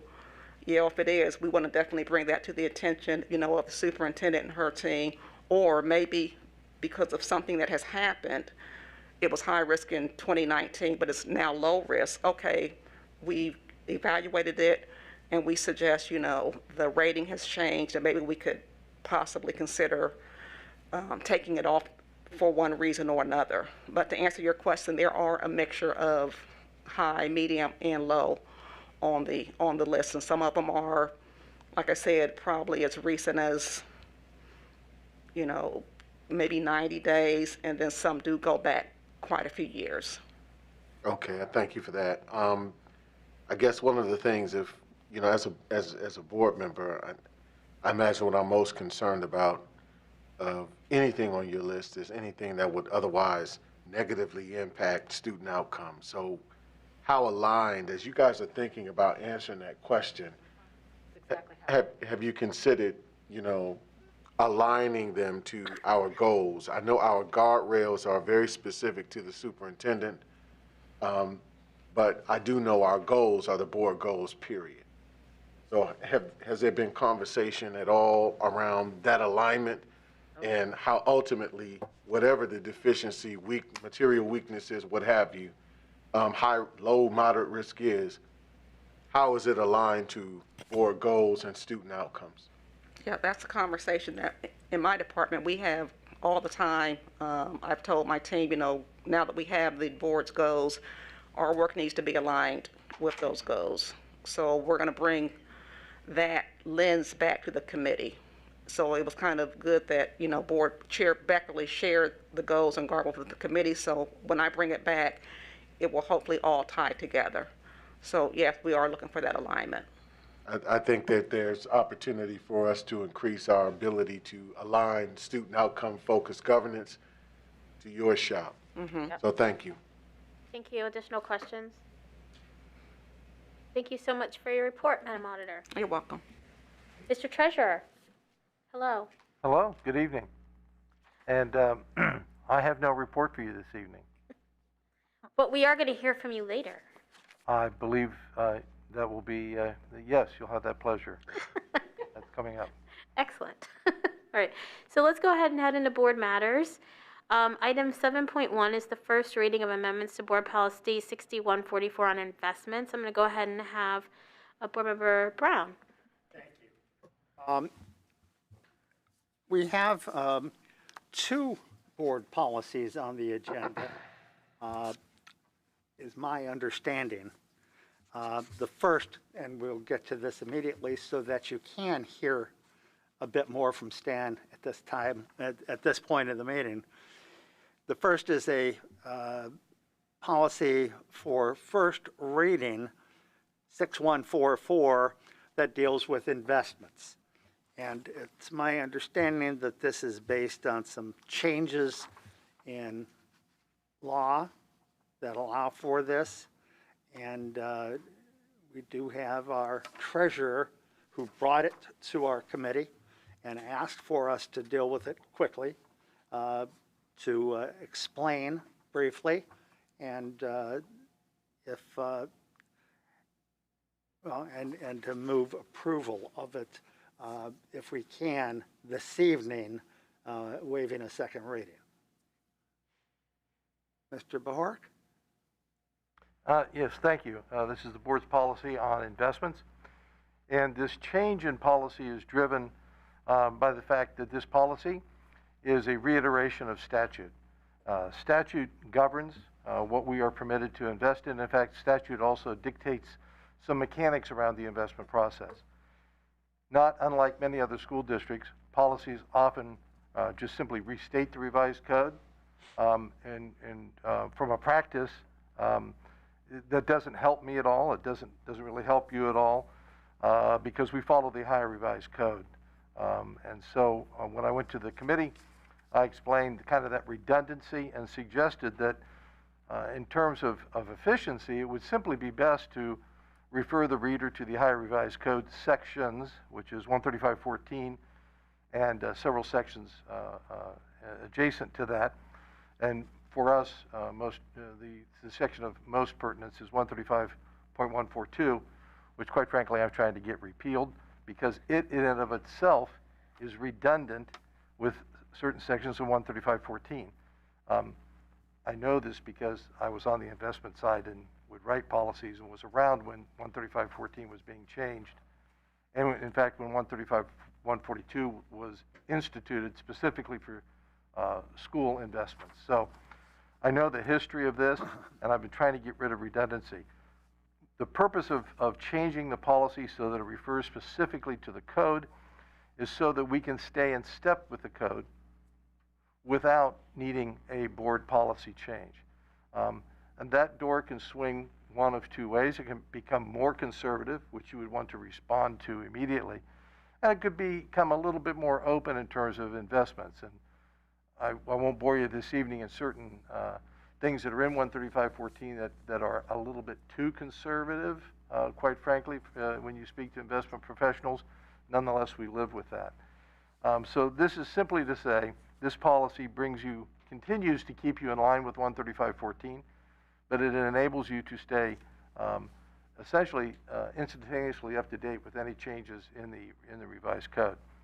One of the questions that we had, or suggestions, requests from the committee at the time we presented this was, and this is simple but very valuable, could you add a hyperlink to 135.14 so that the reader of our policy on board docs could easily jump to that section? And we have done that. And I checked, Dr. Roush and I checked this afternoon to make sure in the policy you have that link works.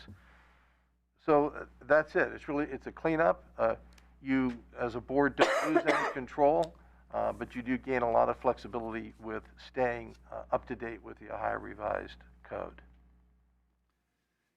Thank you. Thank you. As I mentioned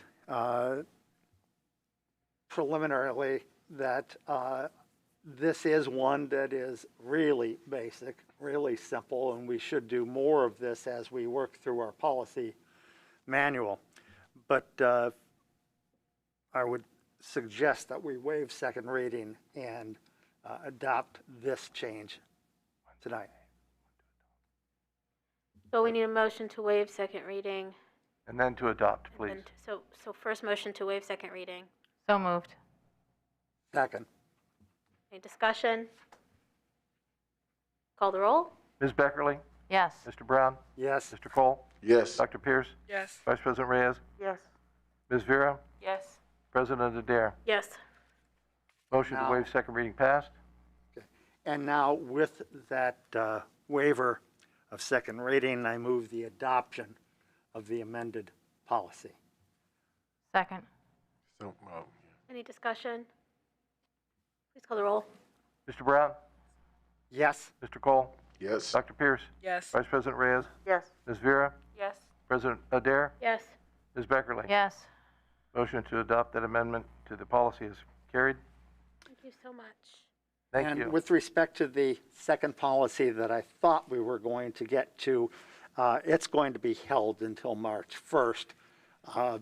Just a small gap in some of the communication, but it has to do with public participation. I can assure you that after many months and lots of discussion, including lots more at the Policy and Governance and Policy Review Committee, that it's ready to go on March 1st. Great. We'll look forward to seeing that on March Thank you. 1st. Thank you so much. All right, let's go to item 7.2, resolution for reemploying the superintendent. Vice President Reyes has this resolution. Thank you. Whereas the Columbus Board of Education desires to reemploy Talisa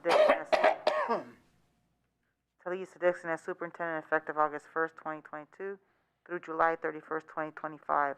Now therefore be it resolved, the Columbus Board of Education hereby approves the contract of superintendent for the term of August 1st, 2022 through July 31, 2025, as presented, and approves the addendum to the current contract of the superintendent that was approved by the board on November 10th, 2018, as presented.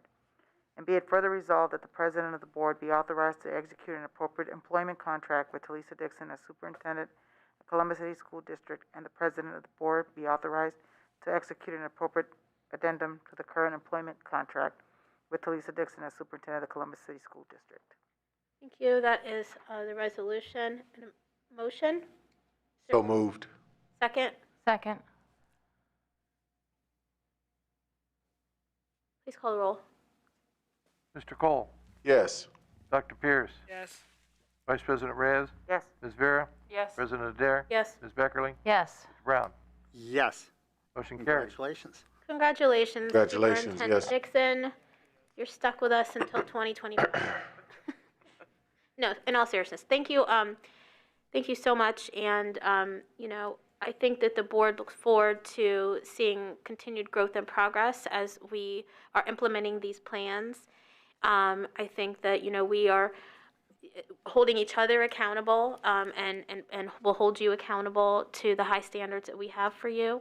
And we are excited to really do the portrait of a graduate, and meet our vision and, you know, have fabulous staff and great work cultures that lead to really creating the space for our students to be who they are. And so, thank you for your past leadership and continued leadership in this journey. And again, we just look forward to that. So thank you. Thank you. Okay, item 7.3, Finance and Appropriation Committee recommendation. Again, I think we're going to have Mr. Bahorek help us walk through this one. Thank you, President Adair. At the Finance and Appropriation Committee meeting last Wednesday, they were presented with several discussion items related to capital budgeting for the district. The item before you is a resolution that the committee adopted as a result of those discussions, which that discussion was around the life cycle replacement needs, capital improvement needs of the district on an ongoing basis.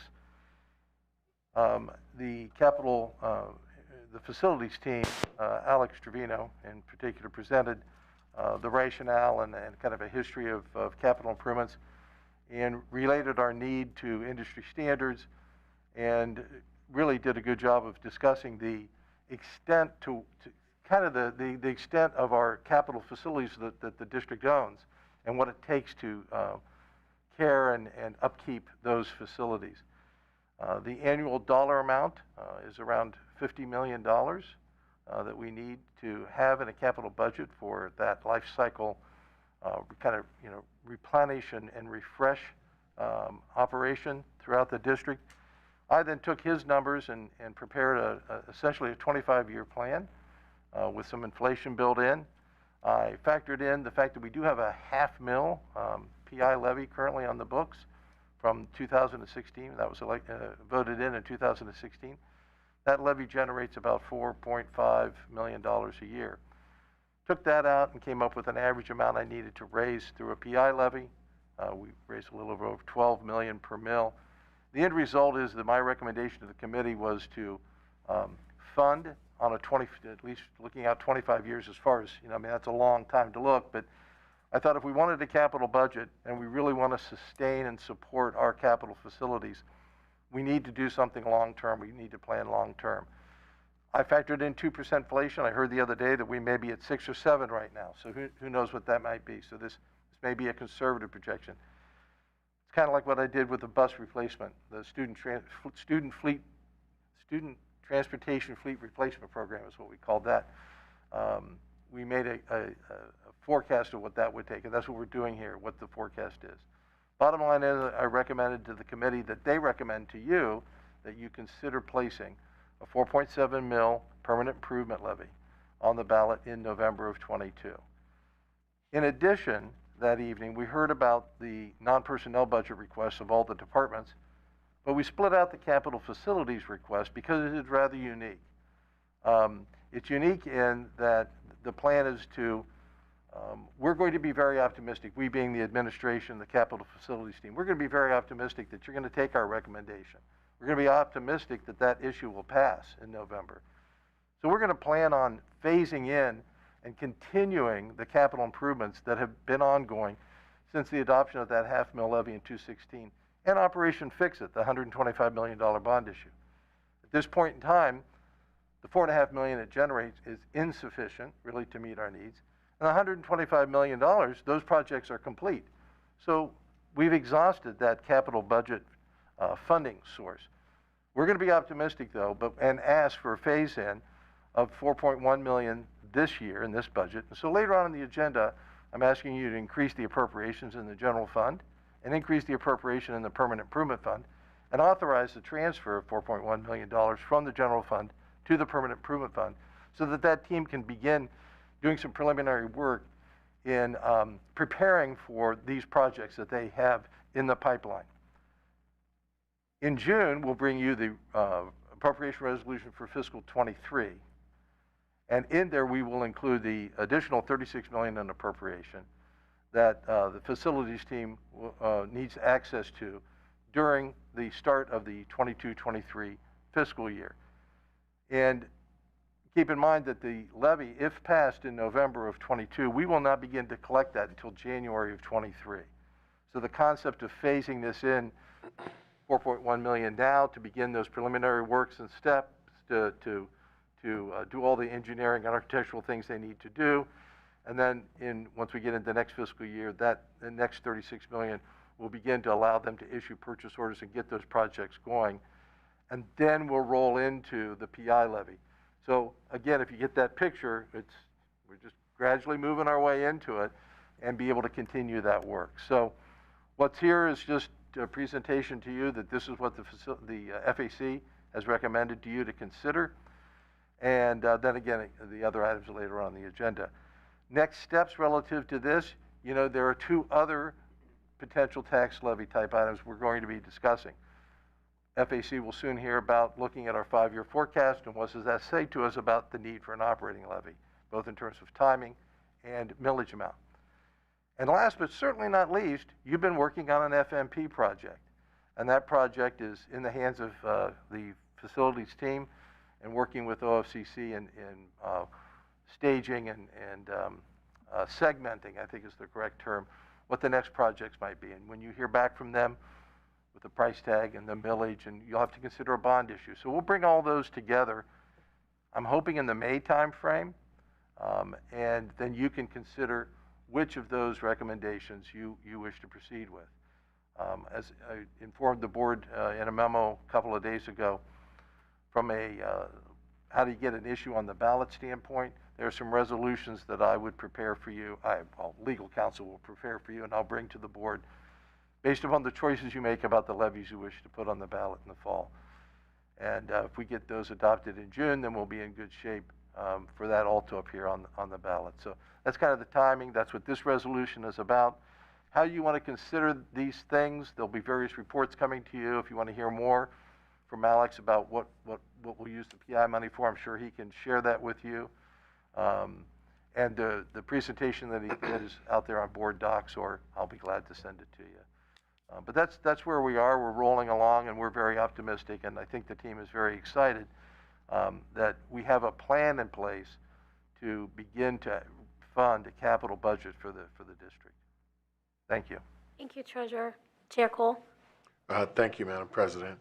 I'll read the resolution or no? Oh, no, we're not doing any action on it tonight, but do you have any comment? Just a very quick one. You've heard the expert opinion of not only Treasurer Bahorek, but also our Director of Capital Improvements. At the end of the day, one of the things that really kind of illuminated out of our monitoring conversation was one word for me: consistency. Consistency. And as we think about how we truly impact and what we're committed to in terms of being investors in our district's best interests, how do we maintain consistency of instruction for our students with the assets that we have and that they need to be in class, to be safe, warm, and dry in class, to have the technology in class that's needed to get the proper instruction and move forward successfully. So I'm urging us to take this opportunity very seriously in looking at putting this on the ballot this coming November, this coming fall. Other comments? Let me go to Board Member Brown because he's on the committee first. Thank you. I too strongly believe that this is the best course, the right course, and that it's very important for us. I've been a proponent of permanent improvement levies ever since I first met them back in the early 80s, serving on my previous school board. And they make a huge amount of difference. When I was first elected here, we had a huge deferred maintenance budget. And that happened because when it came time to make repairs and the district didn't have any dedicated funds for the repairs or the replacements, the capital budget, it was a matter of general fund dollars or not. And do we want to take money out of the classrooms and away from teachers to do these things? That just didn't make any sense to set that up on a perpetual competition for those funds. So by setting aside permanent improvement monies, it means that we've done the responsible thing, we've done the prudent thing that we're expected to do as good fiscal stewards of public dollars. And it's the kinds of things that every one of us wished we'd done more of in our own homes and our own budgets. It's kind of, you know, your refrigerator is going to be replaced in 10 years. Why don't you set aside some money every year so when you get to that, you know, you've got the funds to do that. Whether it's, you know, that or carpet or your car, any of those things can be estimate life cycle and a replacement program and setting monies aside. Because these are public dollars, we're expected and required to be even more fiscally responsible than for our own funds. And that's why these are very wise steps to take, and why this will be something I support wholeheartedly. Thank you. Board Member Beckerly. I support it too. I think it's long overdue for all the reasons that have been said and other conversations we've had. I'm just, you know, taking a deep breath, and it's more of a comment because we're gearing up to do the right thing on several fronts this fall, and it's going to take a really strategic plan, really great communication, and a lot of legwork. And it's February, it's not that far off, so I'm taking a deep breath because we got to get ready, set, go. Board Member Cole. Thank you so much. It's just some final word. I'm much like the treasurer, much like my colleague, Board Member Brown, I'm encouraged and I'm excited at the opportunity to make this ask. One of the reasons too, not just for the things that were mentioned, is that this is one of the more affordable ways, incredibly affordable ways in which to fund what we need in terms of material asset. It is one of the most affordable ways that you can go to a community and ask. The impact financially on our community is nowhere near what it would be under a different type of tax initiative. So this is, as Board Member Brown stated, responsible. It's proactive, and it's just thoughtful in terms of preparing ourselves for future steps as we gear up for our facilities master plan. Thank you. Thank you. And, you know, all the things that have been said, you know, as a government our size, having this sort of budget just makes sense. And I want to congratulate Stan, I want to congratulate Alex and the whole team, Chair Cole, you've been working on this. You guys have been working on this. And I'm excited. I mean, you know, this is smart. This is smart for us, for the community. It's smart for our students. And it's, you know, it's carpet, it's chairs, but it's also, you know, athletic facilities. It's also stages. It's things that make school fun and attractive and makes students want to learn. And it's about continuing to fix the investments we already have. And every year, buildings get older. Every year, something needs replaced. And every year, we have new students that walk through those doors. And so this is really an investment in them and, you know, making sure that they get the learning environments that they deserve. So I'm really excited about this. I'm thanking everyone who did this work. And like Board Member Beckerly said, it is going to be a lot of work, and this is part one, right? So I just wanted to add those things, and I'm also thankful to be a new member of the committee, so I get to hear all the reports and see all the work firsthand. So thank you, Treasurer Bohorak. Oh, you're more than welcome. It's an exciting opportunity, and I'm more than happy to turn it over to the seven of you to make those decisions and take them. So the ball's in your court, ladies and gentlemen, and I'll bring you whatever you need. Great. All right, let's go ahead and move on to item 7.4. It's discussion on the board implementation timeline. This is something that we have now put on our agenda. It's just something to continue to look at. So if we could pull that up and just check those, excuse me, check those dates. And just a quick look at what colors we need to change and if we have agreement on those. So if we look into February, we have not scheduled. Might I suggest we start with January? Thank you, you're right. We should go backwards to Because make. we got red in January. All right, so conduct a practice goal monitoring session. We just did that today.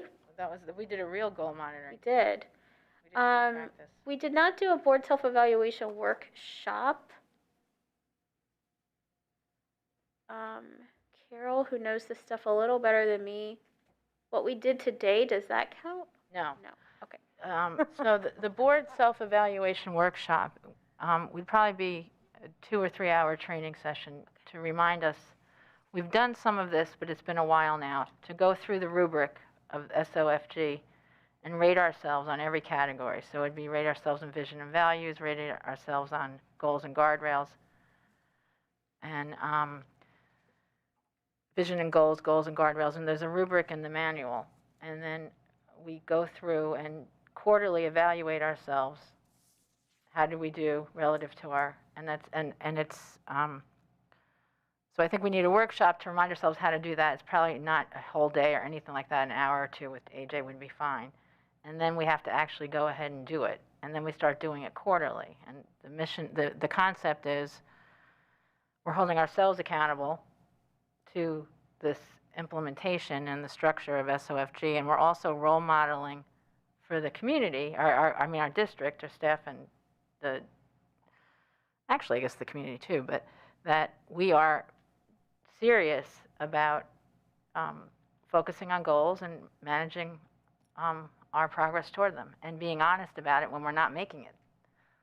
So it's a pretty important piece of this overall governance structure, but okay, so we're still off track, but I do understand that we're getting dates for that workshop, and I believe the superintendent is getting dates for the direct report. Is that correct? Yes.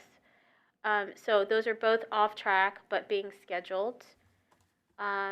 And then because we didn't do the workshop, we didn't do the quarterly board self-evaluation because that's kind of a precursor. So that it makes sense that that one's red also.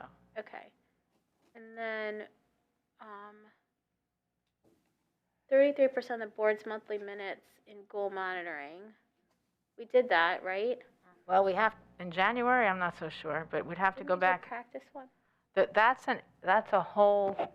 It's different, something different. It's not something different, but it's just there's a tool that has time use management, and you take everything the board did in the month, not just meeting as a board in regular meetings. It's special meetings, it's committee meetings, anything where there's a quorum and the board votes. Even so, it would include FAC and audit accountability. You add up all the minutes, and then you add up how many of those minutes we're monitoring. So if you would like me to, will take an action item to complete that. Oh, thank you, Carol. All right. Okay, Carol's name goes right there. Right there, CAB. And then we can see how that's done and learn. Yeah, and so you can look at it once or twice, and we'll figure it out. Okay, and we do not have the engagement plan, but we're going to talk about that. And so that's still off track. Good. All right, so that's January. February, we're scheduling the training diet, the policy diet process workshop with AJ. So that's not due to the end of the month, so I think that color is fine. New committee structure, that's part of the workshop as well. We did goal monitoring. We're not done, but Carol's going to help us with that, and so she'll show us what that looks like next meeting or after. Yeah, I could probably have it's not. Yeah, I'll have it for the next. Or Michael just said he's going to help me, so. Oh, cool. We'll work on it together. And then we've done our monthly check-in. Yeah, so, can I just weigh in on one thing? I think that this workshop on a policy diet, the committee diet and the policy diet are related, but they're two different things. So maybe we need to make that workshop, when it gets planned, policy/committee diet. So we can address both topics when we get AJ on the hook to actually attend to it, attend. Okay. All right, so that's where we are. So we are behind on a couple things, waiting for some things to get scheduled. Carol has volunteered. And then we have a look ahead to March, and you can kind of see what's there. We're supposed to up our percentage to 50%. I don't know if that's realistic yet, so Carol, you can help us after doing some evaluation. Well, I mean, we'll help ourselves once we look at the time use and we Yes. see Yes, where we're that's what I spending mean. our time. Okay, thank you for looking at that. Let's go ahead and go to item 7.5, discussion on board engagement. I'm going to go ahead and turn that over to the subcommittee, which consisted of Reyes, Beckerly, and Pierce. Thank you, President Adair. So we're going to tag team a little bit on this presentation. We have 4 documents in your materials. One of it's over talking about the proposed board engagement outreach discussion that we had. Is not all inclusive. The second one will remind us kind of at the concept of what a board engagement session would look like, the rules, very similar to what we've done before. And then the last few would be a review where we would need some feedback on some suggestions of how we could start some of our external board engagement. Sorry, before you start, do you want to kind of back up and remind the rest of everyone why you were looking at this? Or do you want me to do it? I can. Go ahead, Carol. Okay. Who wants to do it? Let me try. All right. So I think that what we were doing was trying to address board engagement. And part of this is it got refined as we met, and we talked about it a little more. So it was triggered to some extent by the decision to refine our public comment to being 3 minutes and no interaction, because we said we were going to substitute meaningful engagement rather than that sort of off-the-cuff engagement that seemed to be happening sometimes during public comment. So when we finally got to talking about it as a committee, we realized there's sort of 2 categories. But the other piece of it is we were also trying to continue the outreach engagement that we conducted prior to coming up with the goals and guardrails, because we, as a board, all agreed that we enjoyed that a lot. We thought it was very meaningful. Enjoy isn't the right word. We appreciated the quality of that engagement, and we wanted to keep doing it, and so we wanted to figure out how to come up with a plan to do that regularly so that we're doing the outreach too. So I think once we started talking about that, we kind of had 2 general buckets, and then we had several sub-buckets within the outreach category. So I think if we start with the document that's called Proposal Regarding Board Engagement, could you guys, you miracle workers in the back, pull that one up? And I think maybe the best way to, no, that's not it. There's another one that says Proposal. Yeah, while they pick it up, just keep going. There it is. There you go, perfect. So, and this is a lot, and we found ourselves, I think you guys will agree, once we started, conceptually it doesn't seem like it's a lot, but when you actually start talking about how to do it and structure it, it is a lot. It's a lot both in terms of our commitment, it's a lot both in terms of how to do it systematically, and make sure we are thorough and intentional about this. So the first thing we came up with was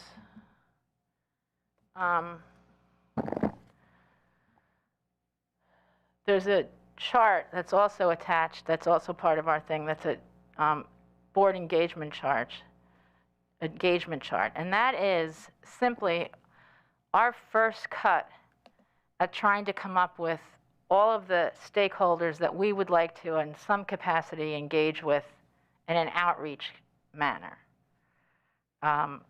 And it's just a draft, and it's not final, but we wanted to put it together so that you could all look at it and give us feedback about whether you think it's adequate, too big, too little, who we've forgotten, all of that. And we color-coded it by those that we engaged with as part of the FOG process. That's highlighted in the bright yellow. Now I'm driving you crazy, guys, because now I have another. It's not, that's the calendar.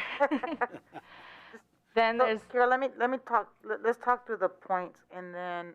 okay, go back. Because I don't think we're gonna get all our feedback today. No, not at all. Okay. So what I would say, so we talked about, like Carol said, the categories of board engagement, ongoing, and we wanna make sure that we talk about who we're gonna engage with, and we're gonna calendar that. We talked about doing this not only external engagement from a board perspective, but internal engagement. We also had Scott Varner, who showed up. So, to ensure that we were being distinct between district engagement and board engagement. Yes. Under those external and internal, we also talked about, what would we be engaging people on, right? So we would have a targeted or some sort of topic feedback, like we did the first time. We wanted information on our goals and guardrails to help us develop our goals and guardrails. So that was a very specific, targeted topic and engagement. We wanted feedback from our from the community. It could be targeted communication of strategic initiatives, again, being very targeted. Or it could also be an opportunity for us to talk about community open engagement sessions. You will see a chart to discuss as a board with the frequency of what we want to do, a timeline to implement that. There is Carol was kind enough to create a mock or a sample of what that would look like. We talked about with the board president about whether we could all do it in one day, 2 people in one region, maybe multiple regions, having 2 people in different regions all in one day. So that's the information that we're going to be asking you for your feedback. We did not consider using social media as a means of board engagement in this discussion. Doesn't mean that we wouldn't be open to it. We decided that we should let we also talked about how do these organizations want to be engaged, right? We could say, we might want to say, hey, we want to meet with your 4 top executives. Well, they might say, I really want you to meet with our community outreach coordinator and our intern, and et cetera. So we really want to get feedback from these organizations on how they want to be engaged. We also did not have an opportunity to discuss details on how to engage internally other than to consider a Zoom or focus on regions. We also discussed an opportunity of how we would measure whether we were doing this well or not, obviously generating a survey to establish a baseline. And I know we have a lot of surveys, so working with the district on how we can get that information back from our constituency groups to ensure that we're doing the appropriate engagement and getting that feedback from them. So that's kind of a generalization, and I'm going to welcome my board colleagues to talk a little bit more. And this is not all inclusive, that's just one part. Okay, and then if I could add, just one of the things that we did discuss, and I think it's very important as we open up the floor to have this conversation, is making sure that we are being very intentional and thoughtful in how we approach engagement as we think about what our board and district will be engaging in the next 6 months to a year. We want to model and practice what we preach in terms of making sure that we are not running ourselves rampant in giving the perception of governance or engagement that it's true, authentic engagement. And so we did have a conversation around making sure that we're not stretching ourselves too thin. As we look at these special meetings with AJ, as we look at our monitoring sessions with Dr. Dixon and the work that we will have to do with the levy, I think it's important for all of us when we enter into this conversation not to bite off more than we can chew and handle, because we want to give the perception that we're governing and engaging and doing something, but again, that we are very thoughtful and intentional in how we approach the engagement that we decide to do.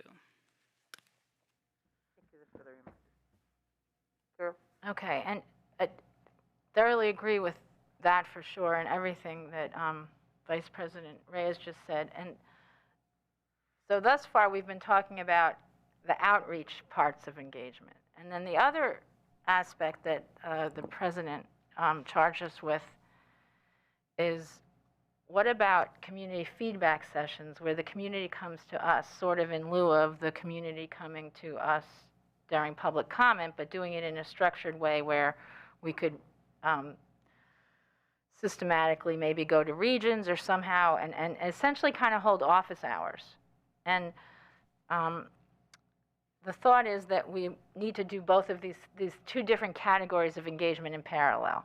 We need to start chunking out and working on how to do this outreach engagement, and then at the same time, maybe, calendar and create these sort of office hours around the region. And so, and this is entirely a straw man, but it's just something we're putting out to start talking about. And this is maybe, I think maybe, after we kind of start thinking about this, the challenge should be to come back in the next board meeting and talk about it more thoroughly. But the concept here, and if you look at the documents, I highlighted in yellow kind of the action items and what the board needs to think about. So as you go through these, as much as we're just, kind of giving you an awful lot, there is some structure to these things. So the concept would be that we would have community feedback sessions, kind of akin to office hours, once a month in groups of 2, where maybe we'd have 3 sessions per month in each region, or one session in each region once every 2 months. And so I do have a calendar attached for this that you guys can look at and see visually what we're talking about here. The thought would be whoever wants to come can come. And then what we need to think about is, do we want to have, does the board, whoever comes, should they be connected to that region? Or do we let anybody walk in wherever we're having, so that's kind of a decision point. Rotate high schools within the region. Things that we should be considering is whether to keep it at one fixed location or to rotate within the region, whether to schedule sessions at rec centers or whether to keep it to our high schools. There's pros and cons about all of these ideas. A regular location, everybody knows where to find us. If it's moving around every couple of weeks, that could be confusing on the one hand. On the other hand, we get to different pockets within our community. The logistics would be that the board members have to commit to this schedule. Each session would probably include the board member that's assigned to that region, kind of picking up on how we got assigned to regions for FMP. And then we could rotate the other board member around so that, eventually would be paired up with everyone in our own region and would be paired up with everyone in one of their regions over time. And then the thought would be that whatever feedback we get at these things, a part of a regular agenda item is to share what we heard from the committee at the meeting. And then, the other things in terms of a decision point is, do we have people sign up in advance? Do they just show up? Do we give them 15 minutes? If it's a 2-hour session, is it a 1-hour session? All of those things we need to sort through. Do we keep a wait list? Those sorts of things. And those are all identified in the proposal for board engagement regional committee feedbacks. Now, a community feedback. Now, I don't know if, President Adair, if you want to kind of do a quick look-see at the calendar, or do you think that that's enough for now and we'll come back and talk on it? I think that, we can look at the, I don't think you need to explain it, although you can put my name on the calendar. Did not assign me any work, but I'm happy. I wonder why. I don't know, but I am happy to go to be assigned as well. I think maybe it was because you weren't assigned Oh, for because FMP. I was, for FMP, I was the district. I think that's it. So, I think that maybe we can spend just a few minutes, if there's any, I would just call them gut reactions to this, but I think really what needs to happen is board members need to go back, look at this provide some comments. You can give written feedback or call individually the board, the tri chairs, and kind of share your thoughts. I mean, I think that Dr. Pierce's point, you know, is really valid. I mean, we do have a lot to do, but this is an important part of our message, and it's also a really important part about that distinction between district versus board engagement, and what does that look like? What are we doing? Everything we do must be strategic because we do not have unlimited resources, including our time. But we will do this because this is important. And so I think we need to digest it. I'll take, I see Boomer Cole has his hand up, and we'll take some just reactions. Before we go there, Jennifer, just know that these are suggested, so don't sit, we're not sitting here saying, we're gonna do it every first Saturday, and your name's on there, and now everyone's gonna say, I'm on vacation that day. We just wanted to put like a visual to, is it the first Saturday? Is it the second Saturday? Everybody might come back and say, we should do it on a Wednesday, you know, because, you know, whatever. So that's the feedback that, you know, it could be, you know, it could be because there's track meets on Saturday, you know. But that's the information we would need. We would also like to know whether we're looking to, which I appreciate, Dr. Pierce, because we are very stretched. I feel like I see you guys a lot, which I love. But you know, so is it every other month, you know, or is it once a quarter, but in a bigger perspective, right? We're doing 2 or 3 sessions versus 1 session. So that's the information that we want to hear from you all, and then we'll gather consensus as we move forward.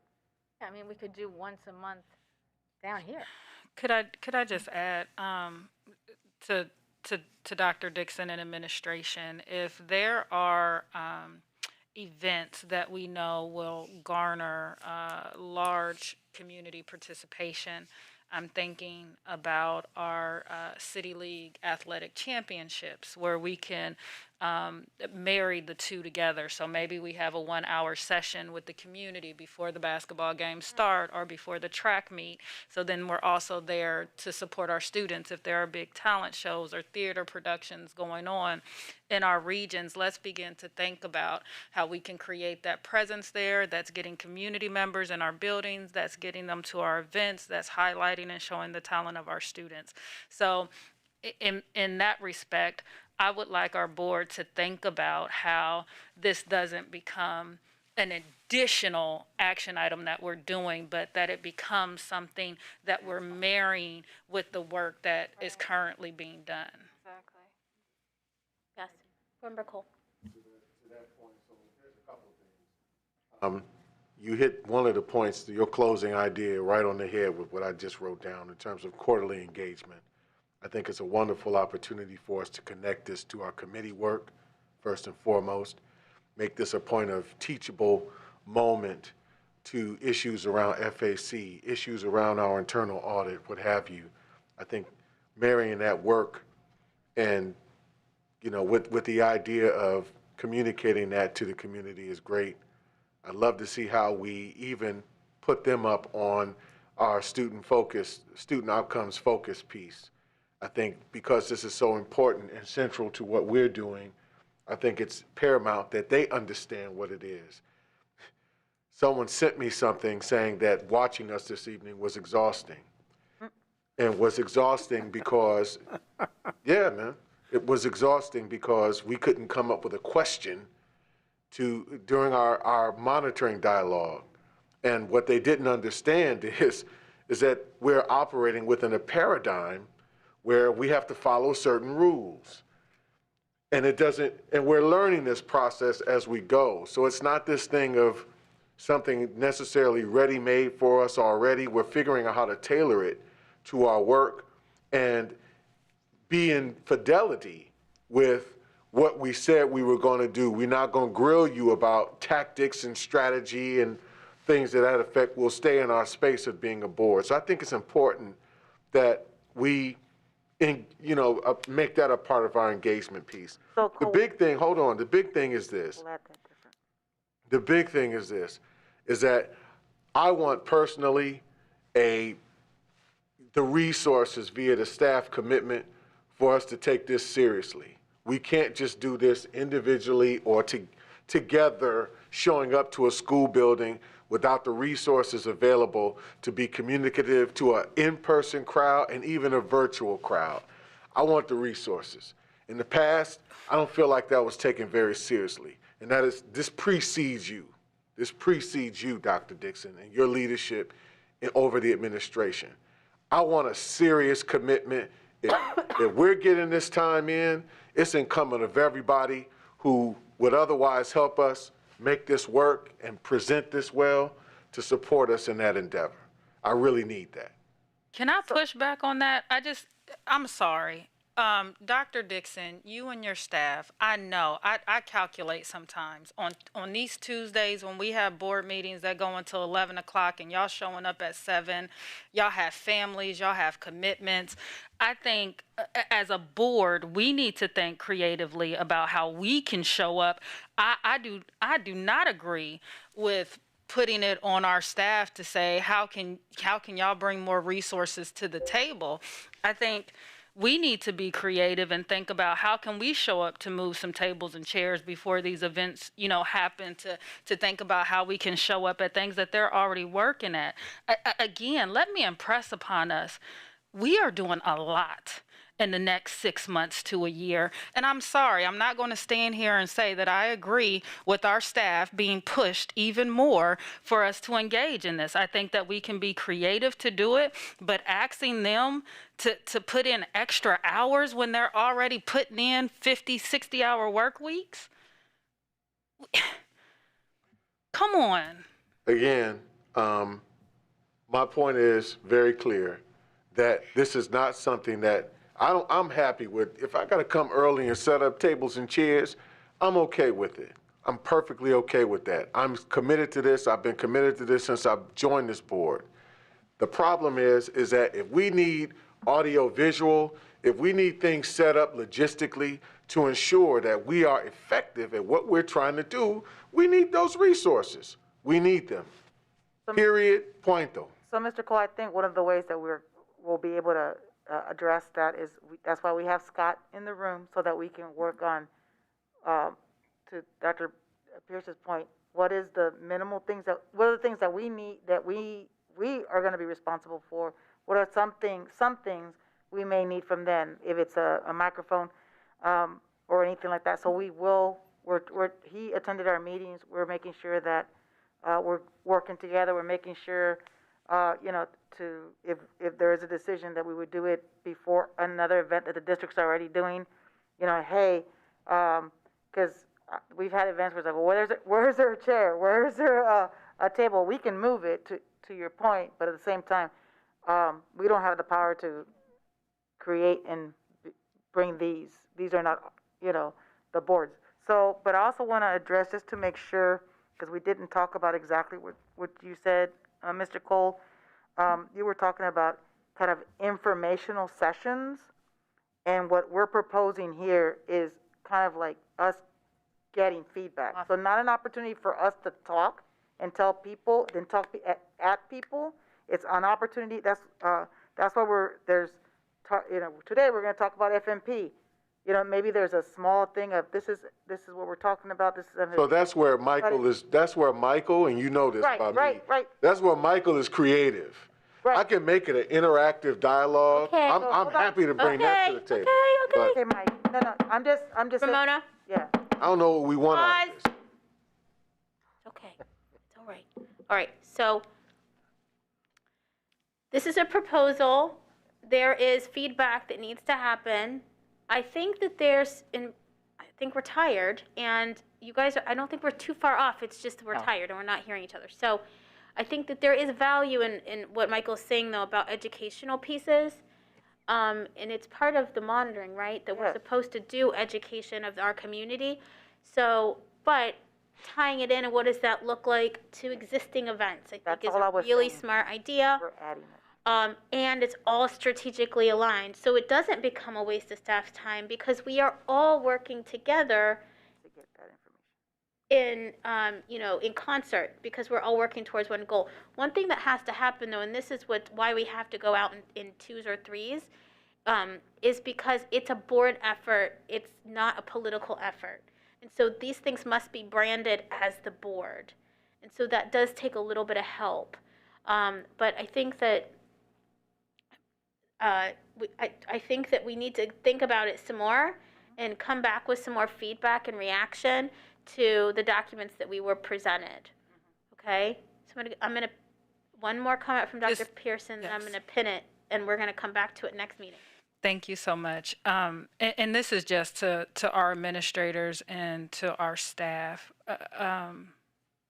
We got a report today, a monitoring report that shows that our students aren't excelling in the classroom.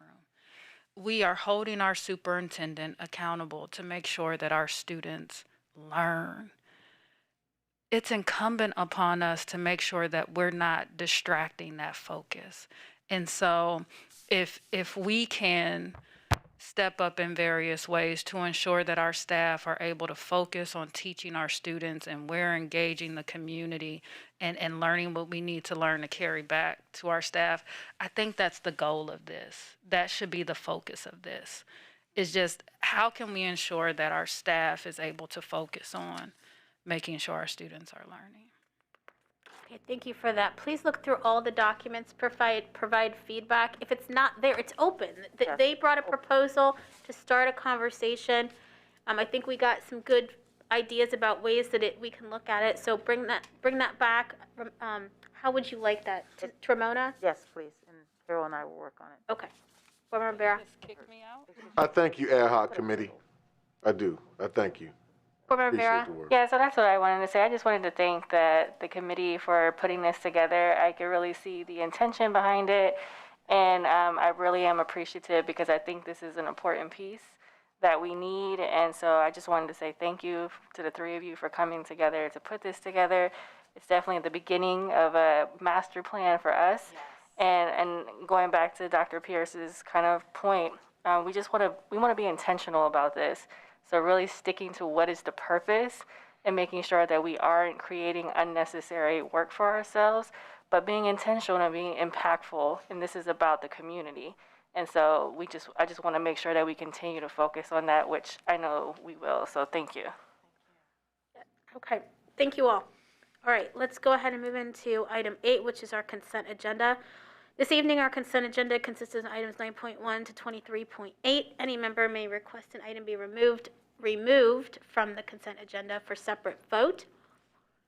Board Member Brown. I'd like to remove from the consent agenda for separate vote item 10.1.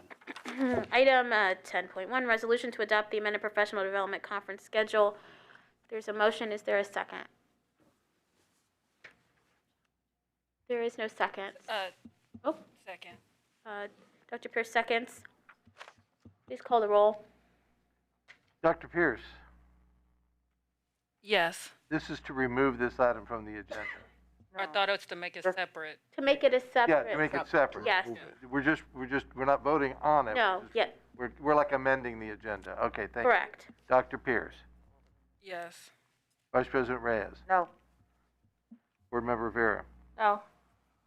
President Adair, Yes. Ms. Beckerly, No. Mr. Brown, Yes. Mr. Cole. No. That motion failed. Okay, so that will stay on the consent agenda, but we can certainly discuss it. Any other items that would like to be removed? Okay, seeing none, is there a motion to approve the consent agenda? A motion to approve it. Is there a Second. Okay, items to discuss. I'm assuming you'd like to discuss 10.1, Board Member Brown. I would, thank you. This item deals with board travel for professional development, and I, like everybody on this board, values professional development and being able to do our jobs better and to get good information and advice and experience from others. However, I know that we had decided sometime back near the beginning of the pandemic that we would curtail all out-of-state travel for board members. I know that there had been some revisitation of that at the beginning of the year, but we've not yet actually taken any out-of-state travel for several years. I believe that we should continue to have a moratorium on out-of-state travel. I believe, because of the pandemic, it's something that we ought not do. I believe that despite some of the talk around the community, and there are unlimited rumors with respect to this, we are still in a state of pandemic. There are still orders and requirements in a number of places for masking and for social distancing and for hand sanitizing and for masking. If I did, maybe I already said that, but for all of the precautions that need to be taken to stay safe. And I guess the question is, when we can do the professional development as we have the past few years, virtually and through in-state programming. Ohio School Boards Association has a lot of it and recommends and does a good job of it, both virtually and at times in person, but we've got far better control over our environments that it does not make sense for this board to invest in out-of-state travel, at least until the pandemic is finished. I don't know when that will be. In-state, as I say, I don't have a problem with, and there's not a lot coming up in that. Out of state, a lot of it is a matter of National School Boards Association work, which we're already not doing because OSBA is not a member of NSBA, and if and when that gets put back together, we can evaluate it at the time. Then there is the category of Council of Great City Schools. I agree that they have some very high quality people and high quality professional development available, but some of it, I believe, is available online. I hope so, and should be done in that fashion. And some of it can be done in another way, either with OSBA, virtually, or in some fashion that makes more sense. So my concern is the out-of-state travel, and I knew that it was likely when I first saw this that our parents, our folks out there in the community would see and be unhappy with it. And that came to be true. I know that we've now solved, and I wasn't aware of it at the time I first expressed my concerns about this, that we would get that solved. But it's going to continue to come up and be a stressor for us and for people in the community. Thank you for those comments. Before I turn to other comments, let me just clarify. The calendar is something that we're required to do to put, it's a calendar together of events, and so just because it's on here doesn't necessarily mean that we will also attend it. Correct. There's some events from the past that you'll see that we attended because it went virtual, and that is noted. Some of this we do because we are members of the organization itself as governing members, and so we have to have representation that goes. Most of these on here are not things that I would consider the like a conference full of classes. A lot of them have very specific purposes like lobbying or other pieces of think, especially with council. You know, you always make this comment, Board Member Brown, and so I appreciate you for it. I wholeheartedly, fundamentally disagree with that approach and believe that as a learning organization, we must seek out the best opportunities to learn to make sure that our students have what they need. And I love OSBA, part of it, but there is no other school district like us here. And so we need to go be with the colleagues that represent us, and we certainly want to participate in OSBA and do that the best that we can and help Ohio, but we have to be able to learn from other similarly situated large urban school districts. And so I think taking that opportunity benefits us. So I disagree with you on that, and that's the purpose of this calendar. Other comments, colleagues? Or Dr. Pearson and Reyes? Yeah, so I think also when we think about, well, first let me thank our administration for handling the student travel issue. It's my understanding, is that effective today, or can you just reiterate? Yeah, it's effective April 1st. Okay. April 1st. So I agree with Board Member Brown in terms of we need to be consistent in our policy. So if we're going to travel out of state, then our students and student groups should be able to travel out of state, right? I do disagree with the out-of-state travel in terms of the COVID-19 because in many regards, we are traveling out of state personally. So why would we not travel out of state to do this very important work that we're doing, right? Why would that be the caveat? So I think it's important to note that, and I agree with President Adair in terms of us participating and engaging in SBA work. OSBA does not provide that equity work that we really need to continue to learn more about and collaborate with our colleagues across the nation. I would request that our board strongly consider putting a resolution forward that calls OSBA to reconsider the affiliation or joining with NSBA. And then lastly, I would say that I think the issue with travel that our community really had in the past related to fidelity, how money was being spent, what was coming back. I think our board, through our new governance model, through our strategic plan that the superintendent has brought forward, through our committed efforts to be transparent and be held accountable to the community, I think it might change that perception that we are out here just kind of going on these trips and not bringing anything useful back to the community.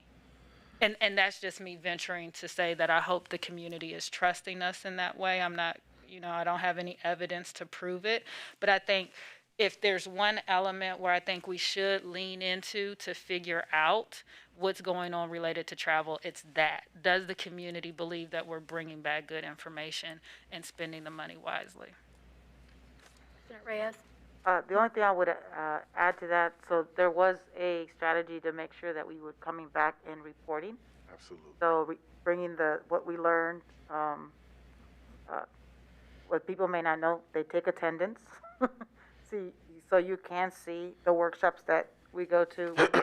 We would split up to ensure that we were getting information from various educational streams. But I think the other part that you missed by not being there is building those relationships. When you're out looking for a new superintendent, there are superintendents that are there. So you get Which to build we're not. those. We just We're not looking.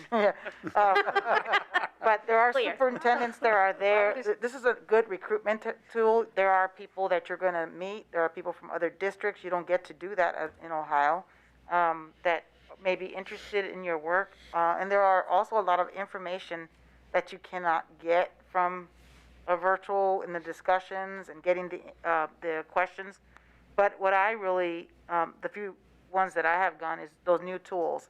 A lot of times those tools that we're looking for that may help us move forward are tangible. It's getting a copy of a book. It's getting a copy of, like I've shared before, the the tool that they're using that is less invasive for wanding. Yeah. So those things I found because I went to the exhibit booth. It wasn't because someone actually presented on it. It was an opportunity to look at what are other districts seeing. We talked about busing. Actually, one of the tools we brought back was the GPS busing that we were looking into and making sure that our district personnel who are also stretched have us to be able to bring some of those tools back. I just wanted to add that. Thank you. Any other comments? Member Cole, did you have a comment? Just in short, as all the things that were just mentioned, it was an opportunity. In fact, our first engagement, Dr. Dixon, was in conference, where we spotted you and came back like, we like her. So the recruiting piece is critical. The relationship development piece is critical. The exchange of our best practices with others has also proven beneficial to us. Prior to you leading this administration, our district was pivotal in our work with Columbus State Community College, that we profiled to folks who came from all over the country to see how we make that partnership work, how we extended that with some very key staff, one of whom is a principal in our building right now, and that's Mr. Jason Jenkins over at Northland High School. This is Johnson, I'm sorry. Jason is with the city. Forgive me. Forgive me, I'm getting old. That's all right, though. But this has also been that opportunity for us to exchange. We did bring back things. In fact, we institutionalized at that time a committee designed to vet the things that we bring back and put them into action. And we did make actionable steps to create programs that you are actually overseeing to this day. So with that in mind, I always hear what my board colleague is saying, and I respect him, and I respect it in his point of view. But we know how essential this is to our growth and development in our role and student outcomes. Thank you. Any other items anyone would like to discuss? I could just respond very briefly. Very briefly. Yes, I agree with a great deal of what's been said. I do agree that there's value to these as has been described. I'm concerned about the pandemic, and I'm concerned about, I think that if these go forward, and I obviously from the discussion realized that they will, I do understand that this is just a calendar that we adopted at the beginning of the year. This does not necessarily mean all these trips are going to occur and all these people are going to go. I would simply ask that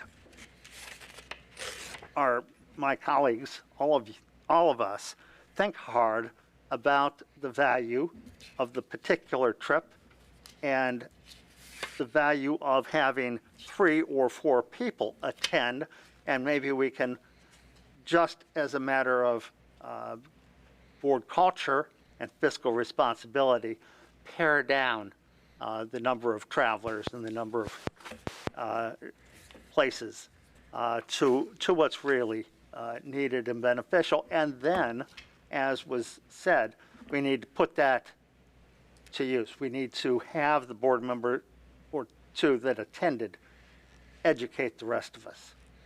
So with that, just a request that you all give that some thought. Thank you. Thank you, Board Member Brown. Any other items anyone would like to discuss? There has been a motion and a... I do. Another item. One of Hey, yes. what item, sir? 12.2. 12.2, authority to enter into a service agreement with Scholastic Incorporated. Yes. I did see that there were a fair number of questions about this. It is a $6.5 million contract, which got my attention. And this is something new. And what I don't know, especially when I looked really hard at the rationale for our doing this, it sounds great. The data is very troubling that is presented. but there is no evidence that I see that putting these books into homes will result in readers. I see the correlation. That's here clearly. But I've not seen any evidence that simply putting books into these homes without lots more will result in the kind of improvements that we would like to see and really that we need. I've got concerns with it with respect to the books coming home. Whose choice are they? Are they choices that students can make in selection of books so that they're getting books that interest them or getting books that are appropriate for their reading level rather than just grade appropriate? And how are they going to be distributed in an equitable manner? Some students are already readers. Some students, are well beyond this, and there are others that are desperately lacking and need a lot more attention. And I don't know if this, by itself, it's a big program, is necessarily going to do that. So I'd like at least some comments from our staff to help me understand that. Thank you, Board Member Brown. We did have Kelly Rivers, but I don't think she's on. Oh, we have Kira. So I can have Kira speak to it first, and then I'll add some follow-up comments. Sure. So the research is really powerful in that 61% of families in low-income households have no books at all in homes, and certainly we're targeting this head-on with this initiative. In addition to that, to your point, Board Member Brown, on supporting families in the use of books, is that we have our district literacy specialists that's providing live and pre-recorded sessions on activities in the home library packs, so that they're being sent home as almost curated kits. In addition, each library book has home library book has a QR code for activities that families can do, or that books can be read to the students to support the use of the books at home. I'm trying to think back to all your questions.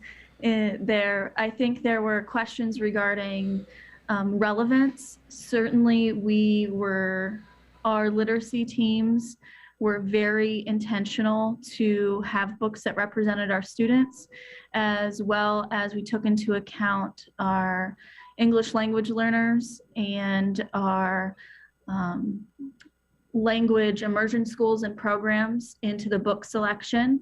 So we are being specific and really intentional in the choices we are sending home. Across the board, this is a pre-K-12 initiative, so every grade level, every student is receiving books. It's part of that. We see that clearly reflected in the dollar amount here, as you know, also noted. I think that covered your questions. Oh, on grade level. So this is part of that Tier 1 conversation we had tonight. This is part of the collective efficacy conversation we had tonight. It is critical that every student is seen as a general education student first and have access to on-grade level content. So yes, that means that every student will have access to on-grade level books in these at-home library kits, and that we are being intentional, like I said, in those pre-recorded sessions to help families use those kits so that their students have can access the material. For our students with disabilities or on IEPs, they are receiving additional books. We are being differentiated and responsive to those needs. So in addition to the tier 1 content that they're receiving books on their grade level as well. And again, that is our special education department as well as our literacy specialists are working together for those books. So we are making every attempt to have these be rigorous and engaging activities at home to really target the statistics that we outlined in the rationale. Appreciate it. That's helpful. What about the gifted students? Our gifted students are receiving, I'd have to, I can't speak specific. I'm trying to look back on my notes here, but they will receive the core, the on grade level books as well. And if we're providing extension activities, I will find out. So this, so Burnhams, I just want to remind you that there was a lot of questions about this in the, what do we call this? Agenda review questions. Right. So many questions. So make sure you go back and look at those responses. I did. Okay. Thank you. The only thing I was going to add to is was stated, I think it's important that we are able to provide this resource for our students and their families. And many students, as Kira stated, they don't have their own books at home. And if we as a district can be responsive to that by letting students have their first libraries and they're building their libraries at home, they're spending that time at home reading 20 minutes a day, I see that we are closing those gaps. There's gaps to, it's the equity gap, access gaps that we are closing, and we're being responsive to the students and families that we serve, regardless if they're special education students, gifted students. We are providing those first home libraries for many of our students. And we're able to do that. And yes, students can go to the library. We know students have access to, our public libraries, but this is in addition to.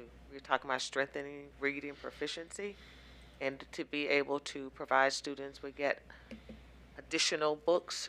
I think it's we are being responsive, and we have the resources to do this, to build their vocabulary, and to help them practice reading at home and having books to read with their siblings, to read with their families, and building that culture of reading and importance of having books with them in their households. Mm-hmm. As I looked online at Scholastic's program, I know they've been around a long, long time. I remember getting their books once upon a time and rarely having much interest in their books in particular. But where do some of the great books come into play? Obviously, it's not through this program. I don't see authors with their books like Orwell or Huxley. Granted, I'm talking about books that are middle school and high school, not elementary, of course. But where do we mix in some of the great books and true literature? Well, a couple of things. One is it of students' interest, right, to read those books at their leisure, as they're reading those books probably in some of their literature classes. And if they choose to build their libraries with those books, I'm sure that we can make sure that those are available for them as well.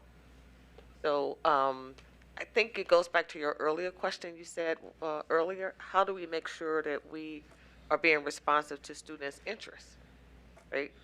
What are they interested in reading in their leisure versus what they're required to read for their curriculum. So I think it's a mixture of that. And if we have students that want to read some of those additional texts, I'm sure our team will be able to help them find those resources to those authors that have those books.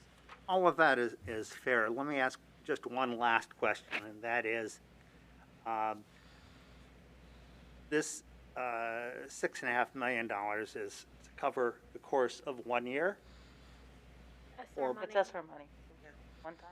yeah, what happens at the end of the year? How do we evaluate whether there's been success with this or not? And how and when is the decision made to continue it or not? Success with students receiving these books, or success with? No, not the input, but the outcome. Okay.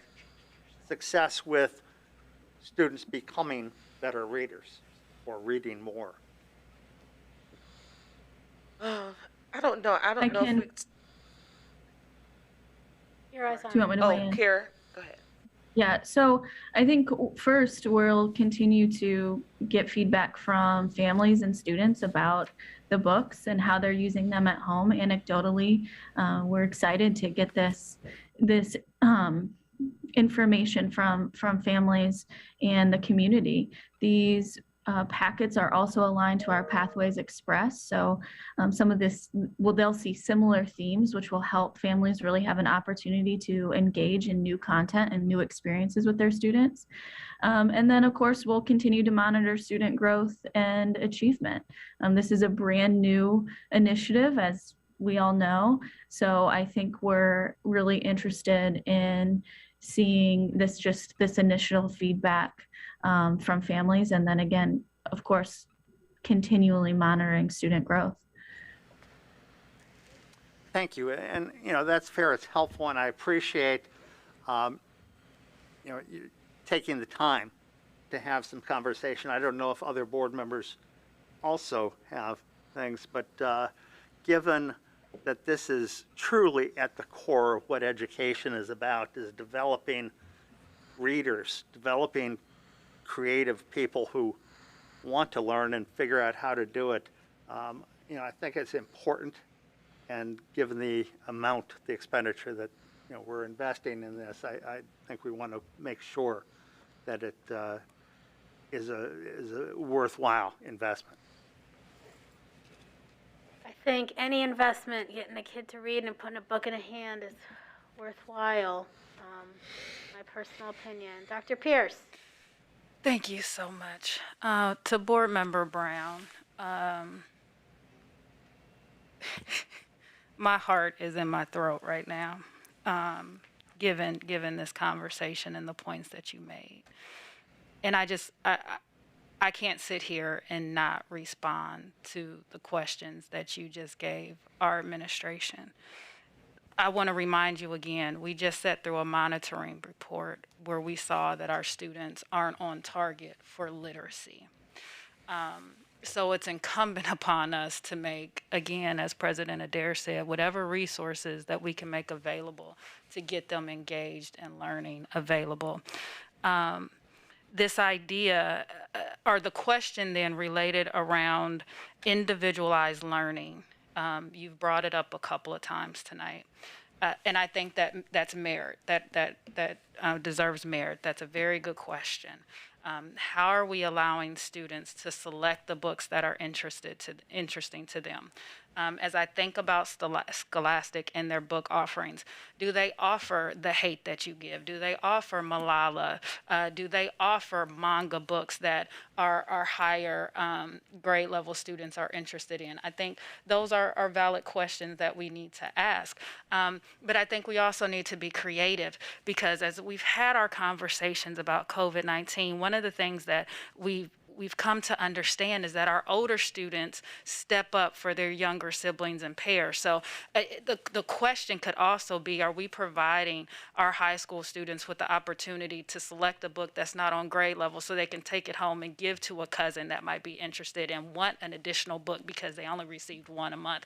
Are we giving, a student the opportunity to say, you know what, I have a family member that might not be a really good reader, and to ensure that our whole family family is partnering with success. I want to get that family member a book as opposed to me, right? If we have family members that are learning our language and those students want to get a book for their family member so they can learn the language, like, we can't disconnect from the fact that we have students in our district whose families right now are making the decision between buying groceries, paying rent, and buying a book for their students at a Scholastic book fair.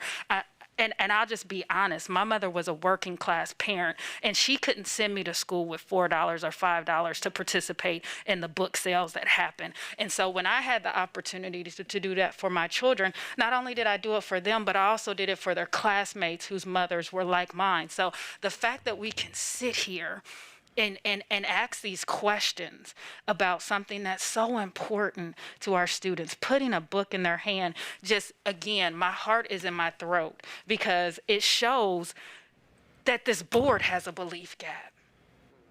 That this board doesn't understand. And I'm sorry, board members, because y'all might be sitting here saying, no, he by himself. But he's not by himself. But he's not by himself because the mere fact that that he's asked the question publicly, it then becomes a reflection of all of us. It reflects on all of us. And so I know you ask the questions in terms of money and dollars spent, but I'm going to tell you, like I tell my students at Ohio State all the time, I have high expectations. And I would hope that publicly we don't ask those types of questions because it signals to our community that our students, when it comes down to putting a book in their hands, that our students aren't worth this amount of money. It's okay for us to go to the community and say, hey, we need a levy for buildings. We need a levy for athletic facilities. But these ESSER dollars that we're getting, we're not sure we can spend $6 million on some books to put in your hand. And so, me to you, I expect better. I expect better. And I'm just going to put it out there and hold you accountable, hold me accountable. Those questions, the line of questions, everything that we're doing to create equity, to hold our superintendent and staff accountable, that just did something to my spirit. Dr. Pierce, thank you. Okay, it's late. I think we're getting, try not to get personal with one another, but valid points, Dr. Pierce. A few more comments. Let's keep it brief, not personal. Of course not. Board Member Cole and then Board Member Rivera. Thank you. Eric, I appreciate your questions from the standpoint of, I saw it as you wanting to really understand the impact of what this is supposed to be, and I hope the responses that you got from the administration, and even in some degree the admonishment you might have received this evening, helped illuminate you to how this investment is worthwhile. It's worthwhile in terms of being responsible. It's worthwhile in the idea of being equitable. It's worthwhile in the idea of being intentional. I'll close with this thought. Scholastic in and of itself, and I'm someone who as a parent has had this opportunity to give my own children at that stage of their development access to it that I think helped. I had a son who was speech delayed. My youngest was speech delayed. And this was one of those things that actually helped him, not only in the reading process, but also in his understanding, his comprehension of the material. You get the opportunity to have multiple exercises with this material that ask you critical questions about the excerpt or the story you read. So it's very functional in what it's designed to do to help students. I just want to say it again, it's a worthy investment. It has some very important functional aspects to it that I think are not only helpful in the home for a parent to interact with their children, but also cross-cutting to alignment with curriculum in a classroom. That's the other piece. I wanted to hear that from our administration in the most simple, non-educationese way possible. So again, this is responsible, equitable. This is a worthy investment that's intentional for our students to improve student achievement. Rivera. So I just wanted to, I asked a lot of pre-questions related to the Scholastics item, But one of the things that I didn't hear brought up was just, my question was about how the libraries in our schools are going to be partnering with this program. And I know it was noted that the librarians would also be getting copies of, essentially what we're sending out to make sure that kiddos do also have access to the same types of activities, to making sure that our in-school libraries also have these books on file. So I know that was something that I wanted to just highlight, and I wanted to thank your team for thinking about that, because as I am visiting schools, I am going to the library. And some of these libraries, you can tell, haven't been touched in a while.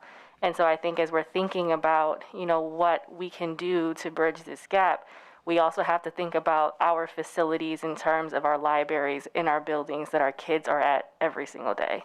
So I just wanted to say thank you, and I know it was in my response, but it didn't come up tonight, and I just wanted to note it. Thank you. Briefly. On a new topic or this topic? On this topic, I just Okay, very briefly, Board Member yeah. Brown, very briefly. First, I have never said that I don't support this item. I simply wanted to ask some questions about it. I don't know what anybody would have problems with asking questions, including something that we as a board are responsible for, and that is fiscal responsibility. And it's not, an open checkbook just because it's something that's good, something that I support, and I support reading, and I support books, and lots of other things. So I just fail to understand that questioning. Aside from that, I have been educated. It was very good to hear the replies that were given by Dr. Dixon and by Kira, as well as by some of you. And it was useful to me to learn more about this. And I continue to support it, and I'll vote for it. At no point did I ever suggest otherwise. Thank you.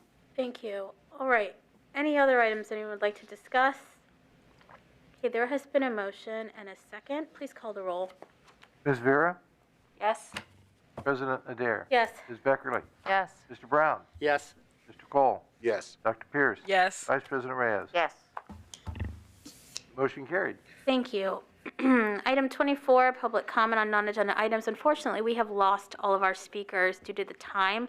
I do want to just say who they were and what the items were, and encourage them to please submit their comments in writing. We had Sheila Eubanks here to talk about personnel. She would like the board to consider additional personnel within Columbus City Schools. Bruce Miller, safety in schools was the topic. Action, he would like the board to address our community concerns about safety in the schools. Becky Walcott, concerns with protocol. Action requested, she would like the board to address concerns with protocol for filing a complaint. Board members, we do not have executive session this evening, so the last thing is the motion to adjourn. So moved. Second. Please call the roll. No, I don't. Without objection, we are adjourned. Amen. Thank you.